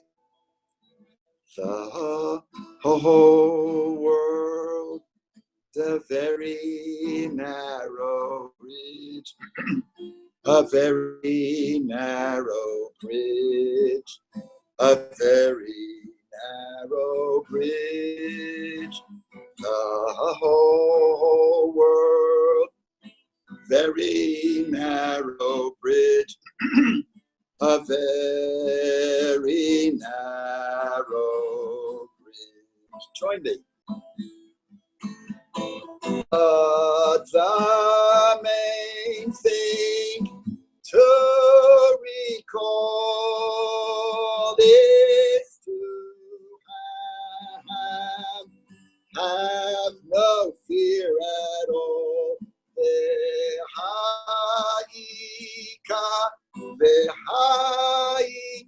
V'ha'ika lo declare, but the main thing to recall is to have no fear at all, but the main thing to recall is to have no fear at all. Just marvelous. And what a marvelous message for us, especially this Passover. So in one moment, we begin the close of our Passover service. But at this point in our family, we spend a moment in Yizkor. You know, the holiday of Passover in general is a time when, first of all, it's all about family, but we remember those who are no longer with us, who made our family possible, who made Seder for us. For years and years and years, we were the kids, we were the children, and we were the teenagers. They were the newly marrieds. Then we were not so newly married. And for many of us, not all of you, I'm sure, all ages are watching. I had a lot of wine so far. Some of you are young still, but many of you are grandparents. And certainly many of you are parents. So in our Seder at this point, we simply pause to remember all the people who have been sitting, who have sat at our table over the years, who are no longer with us. And I can't mention your family members. I don't know who they are. But I ask you to just take a moment. Think about a mother, a father, grandparents, an aunt, an uncle, maybe cousins, friends, and they're no longer with us. For me, every Passover, of course, I remember my father, Leo J. Golub, a remarkable, dynamic, charismatic guy. And it was his Seder that ultimately shaped the Jewish tradition that I grew up in. And I miss him very, very much, Leo J. Golub. And I miss my mother, Rebecca Golub, Rebecca Newman Golub. Her side was Newman, my father's side was Golub. And my mother was at our Seder for years and years and years. Years and years and years. And her mother was at our Seder for years and years and years. And I miss my grandparents. I miss my Aunt Kitty.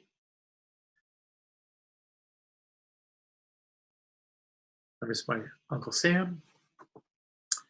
I miss a cousin who passed away much too early, Debbie. And then on and on and on and on and on. Once you start, you know you can never end. But for me, let me just say, every Passover, I remember Rose Golub and Jacob Golub, my father's parents. And I remember Mom and Pop Newman, my mother's parents. And then I remember mine. And in some way, every Seder, they live again. Every Seder, they live through the 4 cups of wine and all the joy and all the family. And they should be remembered for good. Zecher Tzadik Livracha, the memory of the righteous, is forever a blessing.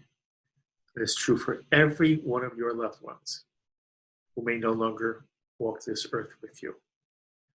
I say it again for them. Zecher Tzadik Livracha, the memory of the righteous, is for a blessing. So we are at the end of the Seder, 4th cup of wine. which will end the Seder.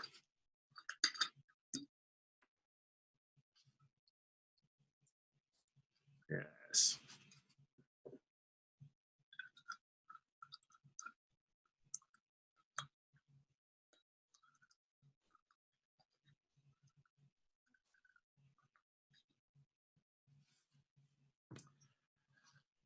I said before, the Passover story does not end at Sinai or even in the wilderness. The Passover story does not end till 1948, establishment of the State of Israel.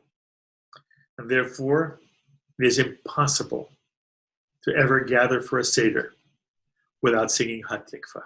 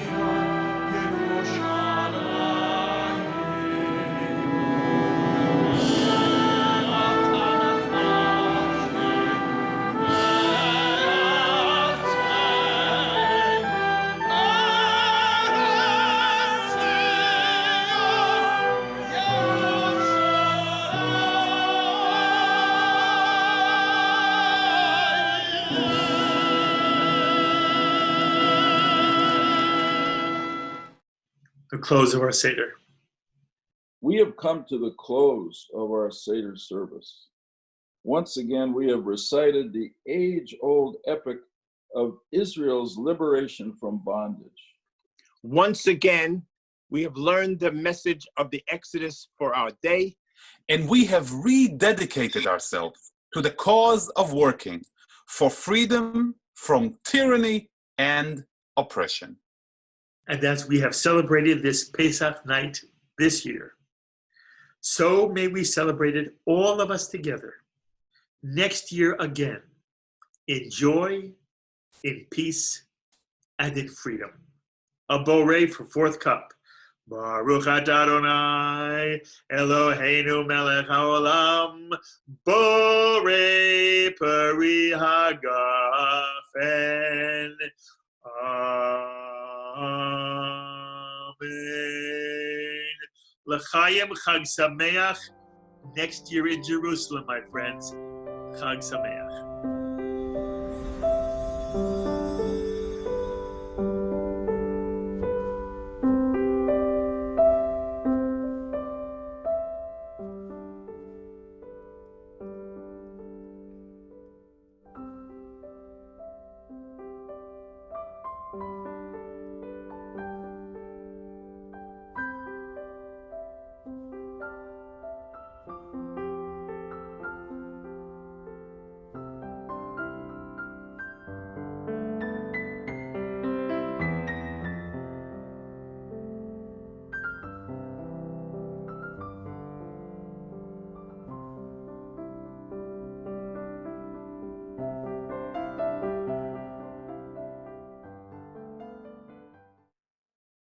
We hope you enjoyed this special JBS presentation for Passover.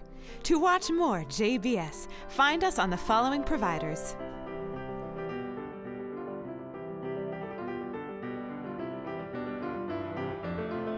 JBS, expanding Jewish understanding, celebrating all things Jewish. Pesach Sameach.